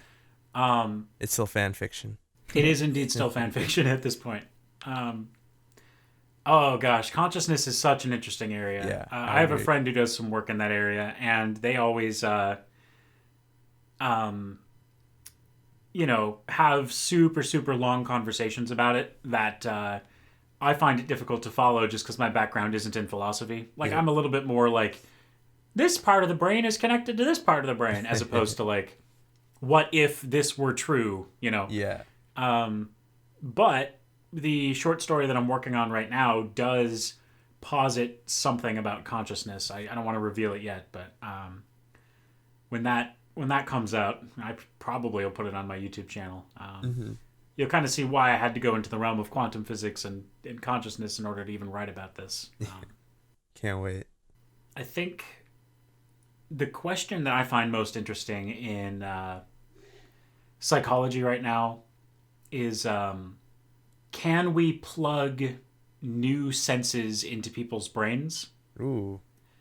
Because we've gotten really good at like restoring hearing to people who haven't heard before. Yeah. And we're kind of doing some like restoring sight to blind people, but can you really call it sight and hearing if it's like a different methodology? I mean, they are detecting the signals from the outside world, but yeah. One of the coolest ways of restoring sight is like putting a little square of electrodes on their tongue, and it like shocks them in like a pixel, in a sort of like pixel map, so that they can sort of like then you put a camera on their forehead, and as they look at stuff, it shocks their tongue in a particular pattern.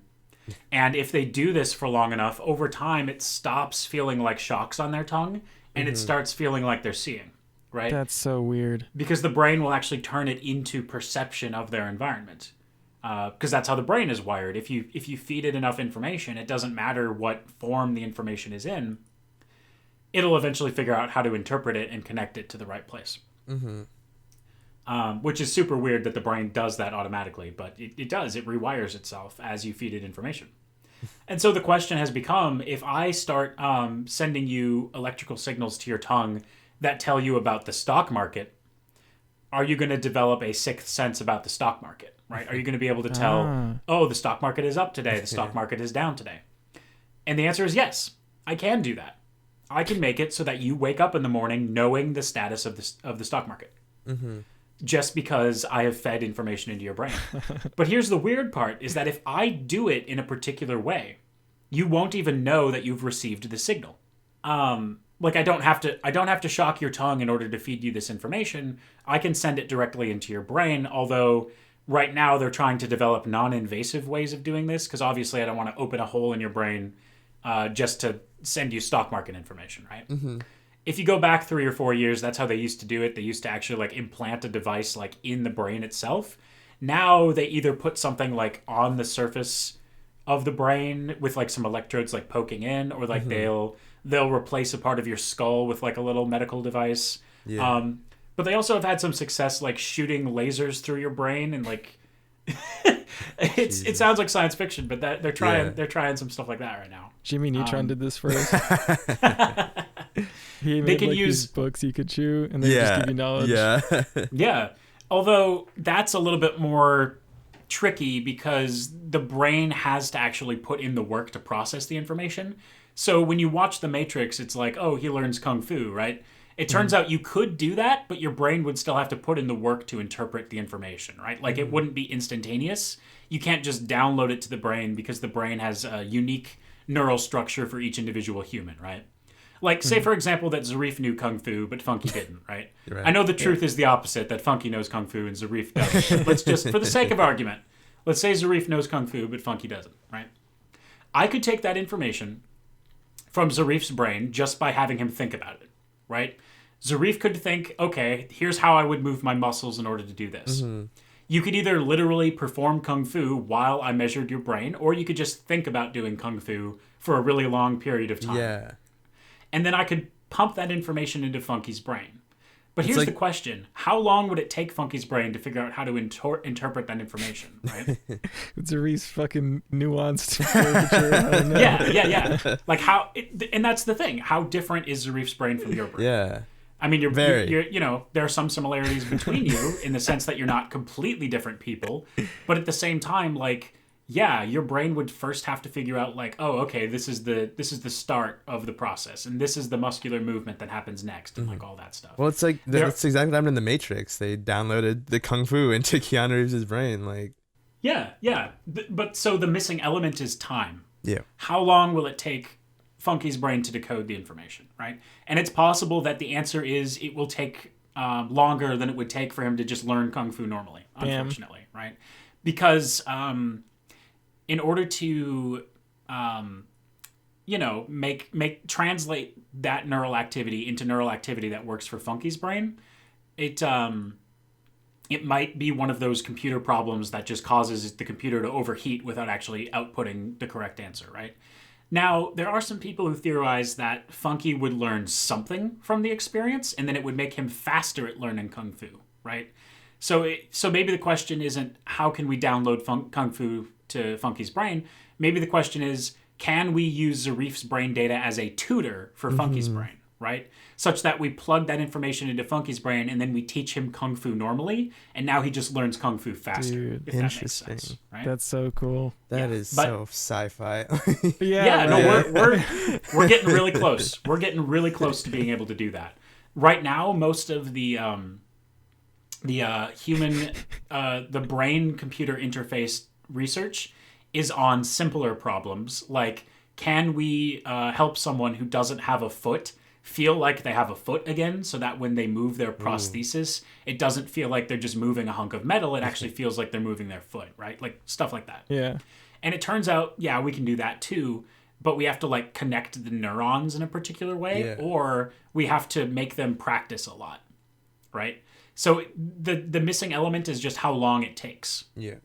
And that's what I would say is that's the thing that's separating us from this sci-fi world is like it doesn't instantaneously make you able to walk again. You still have to put in the work, right? Yeah. You still have to make those neural connections by using the neural connections, and sometimes that takes a lot of effort and it takes a lot of time. But we're not that far off from like Funky being able to send a text message to Zarif using only his mind, right? Like that kind of problem, we can do that. Like Jesus. if you were willing to get brain surgery right now and like fly to South America, they could implant devices, and people have done this. Researchers have done this. They've flown to South America. I can't remember what country. I want to say Chile, but I could be wrong. Get an implant in your brain that feeds you information, and then your brain learns how to interpret that information. Here's the fun conclusion to that story. The researcher that I'm referring to actually ended up like his skull didn't close correctly after he got the surgery. And so he had to have the implant removed, but it worked for like a month before he had it removed.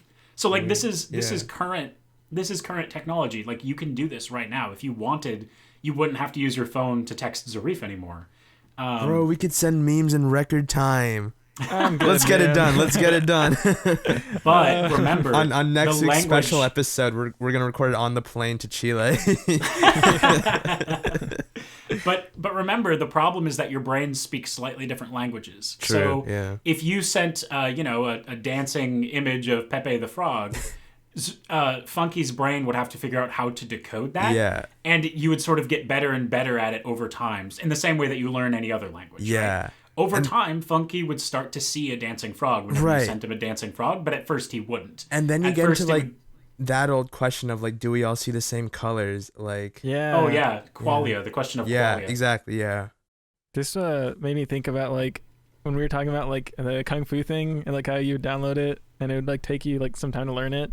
Mhm. Made me think about like some weird like cyberpunk capitalist society where like imagine like elementary school, like like if you like download something it'll make you learn faster, but like in like a capitalist society, like you would buy the like download, right? So there'd Yeah. be like different Yeah. people uploading their own brain files. There'd be like And then just imagine, pirated like people copies. leaving and- reviews and shit. Like this is so shit. Like my kid failed like second grade math. Yeah. No, it gets think about sex. Could you upload a sexual experience? The answer seems to be probably, You right? just stick a USB in your brain, then you cream your pants. That's gonna be the new OnlyFans. Like, Yeah. No. You could literally have a button that would make you orgasm. Oh my god. Like you could put that in your brain. It would not be difficult to do. It would take a little bit of like trial and error in order to get it right. But literally, what would happen? Here. Let's say this was real. Here's what would happen. You would fly to Chile. They would open up your brain just like they would do to an epileptic patient when they were trying to figure out where their seizures were coming from. Because in many epileptics, it starts in one part of the brain. And so what they'll do is they'll try to find that spot. And in order to do that, they'll go through and actually stimulate parts of the brain with a literal little electrode that'll actually like zap little tiny electric shocks. Mm-hmm. They will go through your brain, a specific part of your brain called the sensory motor cortex, which is basically the top of your head, right? They'll go through and they'll sort of poke different areas and they'll be like, where do you feel that? And as they poke your brain, you'll feel a tingle in the tip of your foot. And you'll be like, oh, that's my big toe, right? And then they'll move a little bit further to the left and they'll be like, okay, where do you feel that? And suddenly you'll be like, wow, I feel that on my left testicle or something, right? Oh, fun fact, that's where the testicles are located in the brain, really, really close to the foot. There's no reason for that. That's just how biology did it. that explains my foot fetish. Yes, no, Funky, you're 100% right. That is the leading my theory God. as to why people have foot fetishes. It's because the neural activity from the foot area is very close to the genital area in the brain. Wow. You're 100% right. And that's why it's fun to be a neuropsychologist. Anyway, they would just find the part of your brain that triggers an orgasm, right? And in order to do that, they would just literally, through trial and error, keep poking your brain until they found it. And then what they would do is they would put a couple of gold-plated depth electrodes. They'd sink them into that part of your brain, and there'd be like this little attachment part that would sort of sit in your skull. They'd like remove a circular part of your skull, and there'd be like you'd basically become a cyborg, right? They'd put a little metal piece there, so you'd no longer be able to go through airport security easily. Yeah. You wouldn't feel any of this. They wouldn't have to use very much anesthesia at all. They would probably get away with using just topical anesthesia because your brain doesn't actually have nerves in it that feel pain. They'd seal it up. Your brain would literally use what's called neurotrophic growth factor to grow new connections of neurons around these gold electrodes. And the little, it's kind of shaped like a traffic cone, but small, right? This little area that has the little electrodes in it, and it would just grow new brain matter around that area, new connections. And whenever you wanted to, you could hit a literal button on your smartphone that would send a little zap to this area that would instantly make you nut. Dude. This That is so technology weird. that we currently have. We currently have this technology. Dang. It would not be hard to do this to a person, although it would be unethical, especially if we did it without their consent, right? Now, here's the thing, is that there are countries that are willing to do cosmetic surgeries of the brain. You would have to, like, email the right people, but you could fly out there and have this done. It's literally been done to people, right? want that chicken breast they don't brain. do it yet. Yeah, the smooth brain. Now, that is a trivial matter making someone orgasm by hitting the right spot in their Oh yeah, that's baby trivial shit. Yeah. This is baby shit. What I'm talking about is, can you upload a full sexual experience with all of the sensations that go along with it? Dude, Like, could you? that's so fucking weird. Yeah, yeah. And here's the thing: is that it seems to be plausible that you could at least get some of that information transfer, right? Maybe not a perfect transfer, but it would be kind of like watching a corrupted like video file, right? Where it's like not perfect, but like you can figure out what's happening, and you could literally just be like not only watching the video but like experiencing the sensations, like as the person touched your body and like all that shit, right? It would be like a full body immersive full sensory range experience, but like occasionally there would be hiccups because your brain wouldn't know what to do with the information. Although theoretically, the more times that you watched each of these sexual experiences, the better your brain would be at filling in the details, right? And this is not like conjecture. I'm not like theorizing, right? I'm talking about stuff that your brain does every single day that you are alive. You guys know about the blind spot in the eye, right? Yeah. Your brain is constantly filling in that information. There are big chunks of missing visual information in your peripheral environment that you think that you can see, but your brain is actually filling it in as we speak. I have a really fun demonstration of it on my YouTube channel called in my optical illusions video, where there's like this missing chunk of a maze, like a labyrinth, right? And if you stare at it in just the right way, your brain fills in the labyrinth with the pattern of the labyrinth, so it looks like a complete labyrinth. Your brain does this all the time. If you have missing information, your brain will generate it, and over time, your brain will figure out what the information was supposed to be, right? What? And so that's what I think would happen. If you tried to upload a sexual experience, you would be able to experience a version of it that was partially built by your brain and partially built by the other person's brain. So it wouldn't be a perfect copy, but you could be like, you know, having sex with whoever you wanted, essentially, right? And yeah, because we live in a capitalist society, people could upload their own experiences or whatever and sell them, and like things would probably get really unethical and weird, right? There'd probably be a black market for all kinds of weird shit, right? We are we're very close to that kind of a dystopian future, and one of the few things that's holding us back is that there seems to be a limit to what the human brain considers what's the word I'm looking for? Technology is advancing so quickly that we're outpacing the ability for people to feel comfortable with technology. So we still have what are essentially caveman brains, right? If we took a person from 10,000 years ago, maybe even further back than that, and we brought them to today, we could teach them to use Discord, right? we could teach them to enjoy memes. We could get them to learn English. We could get them to, you know, all of that stuff. But we're getting to a point where people are becoming really, really uncomfortable with the looming technological advances, especially when it comes to like brain interfaces. Like it just makes you feel kind of disgusted, right? It's related to the concept of the uncanny valley, but it's a different idea, but it's the same thing where you become uncomfortable the closer you get to changing the hardware that your brain is running, right? Right. Now, there are going to be people that are totally fine with this. You know, people like me, scientists who are devoid of any human emotion. And it's like, yeah, fuck yeah, let's do it. Let's plug our brains into some Matrix shit, right? But there are going to be people who hate this, especially like older people who are like, back in my day, we used cord telephones attached to the wall to call each other. We didn't send each other nudes using only our brains, you know. And the world isn't ready. The world isn't ready politically. The world isn't ready from an economic standpoint. I think Zarif could probably agree with that. Yeah. We aren't ready for that kind of a future. There are so many people in this country alone that don't believe in science. There are so many people who think that same with the vaccine, like the vaccine, rolling out that vaccine is going to be interesting to watch, right?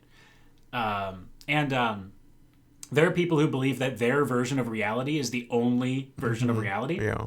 they're not going to be able to accept the fact that other people are having completely different experiences from them, blah, blah, blah, right?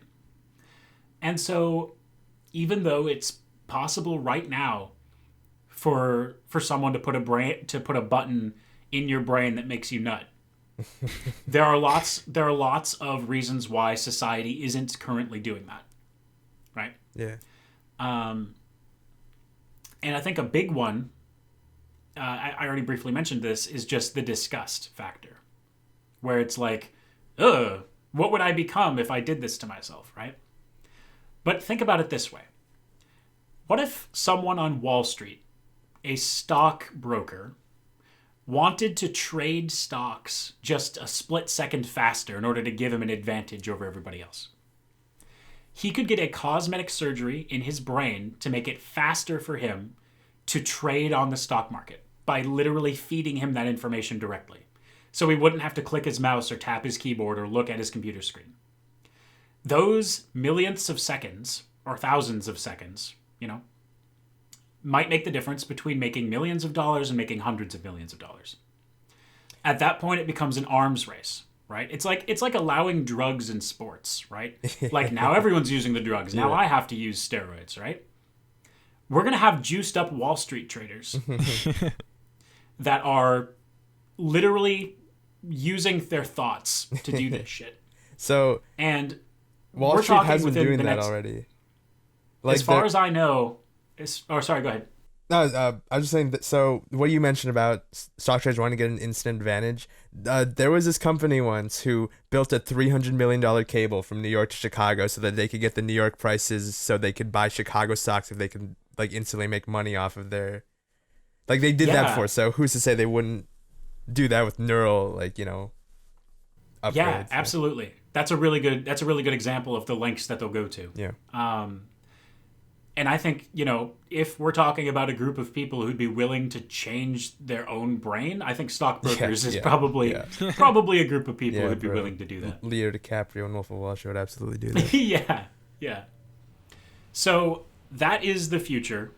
It's going to happen. Maybe not in this country, but hell, it could already be happening in some other countries right now. We wouldn't know until years after it happened, probably. Mm-hmm. If it isn't already happening, we're less than a decade away. And technology always advances faster than we think, right? Maybe immediately after this COVID thing gets settled with the vaccine, maybe that's the next revolution that happens, right? Like we could literally be days away from this happening, right? In the same way that we could be days away from aliens being discovered, right? Yeah. It's just a matter of when this discovery is going to drop and when it's going to become mainstream enough that everyone's talking about it, right? Most people will only be able to understand the very surface level of this shit, right? Like most people are just going to be like, oh, I could do this with this technology, or ew, I don't want that in my brain, right? You're going to, because we've talked about this now, you're going to be a little bit better prepared. And you're going to be able to be like, oh yeah, Xander said that there's a lot more to it than what people are going to be talking about, right? The ethical questions alone, what does this mean for the human species? I don't know, right? Like, is this just a new stage in human evolution, or are we done being humans after this, right? How long is that going to take? Is it going to take a few years? Is it going to take a couple of decades? Is it going to take centuries before everybody has these things? Or are we going to end up going, what's the name of that TV show? The Handmaid's Tale, right? We're going to go completely back in time because we scare ourselves so much, right? Like the government's going to crack down and they're going to be like, no more sending text messages with your brain or whatever, right? Yeah. Or somebody's going to hack our brains and they're going to take over, right? There's all kinds of endings to this, and I don't know. I can't tell you what the most likely ending is, but I can tell you it's probably going to happen really slowly and then all at once, right? And there's probably going to be parts that become boring, even though they seem really exciting right now. In the same way that the pandemic is boring right now, even though it was really exciting at the beginning, right? Yeah. We're going to get used to this. I think it's going to happen just as you two are old enough that like you're not going to like consider yourselves growing up with this technology. You know what I mean? Yeah. And so you're going to look at the generation below you and you're going to be like, holy shit, how is their lives going to be different? You know? I feel like I could already do that. Like we were talking Yeah. about like kids in like Twitch chats and stuff. Like at a small level, like how differently their understanding of internet like etiquette is different than how we like. Yeah. Oh yeah, I remember the early days of the internet. It was completely different. Yeah. Completely different. I don't even know how to express it. People were so optimistic, right? Like the internet's going to be used to share information so that people can like learn stuff from like far. No, it turns out the internet isn't a very good tool for productivity because yeah, you get extra productivity because of the internet, but then you trade it all away because you're playing cookie clickers, right? Yeah. Ouch. It's like it's like as much as we could talk about what the end game of this brain to brain interface and computer to brain interface technology is going to bring, we're never going to arrive at the correct solution, right? We're never going to be like, oh, we anticipated this, right? As many disaster scenarios as we can come up with, I don't know where we're going to be 10 years from now. And that's why it's exciting to work in the field of neuropsychology, because I can sort of see it coming a little bit clearer, even though I'm still completely blind, just like everybody else, right? I guess the question is the backlash against this technology going to be so strong that like it just doesn't happen, you know? But whenever I think about a case study like genetically modified organisms, do you guys remember the backlash against those? Yeah. They're basically in everything now. Yeah. Maybe not in the United States, but in a bunch of other places, right? Where it's like, we don't want genetically modified potatoes in our McDonald's French fries, but now, like, literally, a lot of food labels, just like if you picked like 20 different food objects in your house, you would find probably 4 or 5 that had GMO ingredients, if not more, right? Depends on how much processed food you eat, I guess. But like for a while, people were like, oh, maybe we won't use genetically modified organisms because everyone's afraid of them. But at some point, the benefit outweighs the costs, right? And maybe it's the stockbrokers, or maybe it's like world leaders, or maybe it's perverts, right? Who decide to get these brain implants. Maybe it starts with perverts. Honestly, it might, right? And it's sort of like... it sucks that the United States is not paying attention to this stuff because other countries are. We need more research funding, and I know the U.S. government is listening to this. Can you please fund?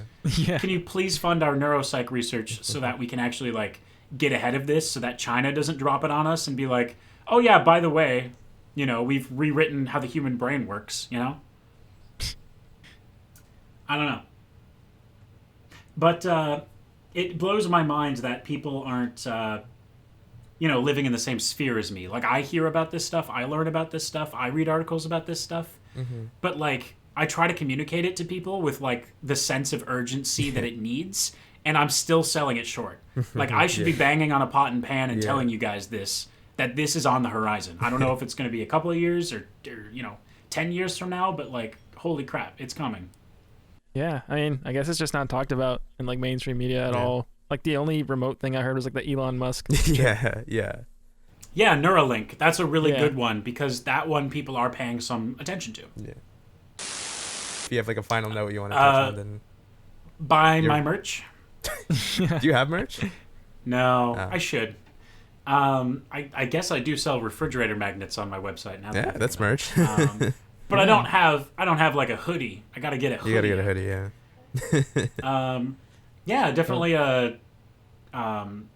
Watch my videos on ARTexplains and look forward to The Ways Your Brain Can Break. That'll be a book that I'll hopefully finish publishing in 2021. Awesome. There are a few question marks left in the sense of, can I negotiate a contract with someone to let me keep the video rights, or do I have to self-publish the whole thing? But either way, it's going to be really exciting because it's full of brain damage case studies that are going to completely blow your mind. So yeah, I know, I'm excited.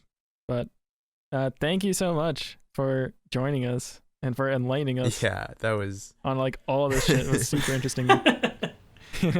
Thank you for having me. I hope you you're a little bit better prepared for when the robot overlords come for us. A little bit. Probably not. I'll have my brain chip installed so I can communicate with them easier. That's right. Ones and That way- zeros. They're like, oh, okay. Yeah, that way I'll have an additional couple of seconds to beg for mercy. Exactly. Yeah. Be able to communicate a little faster. All right, yeah, Alright. thanks for having me. This was fun. Yeah, this is really fun. Yeah. This is really fun, yeah.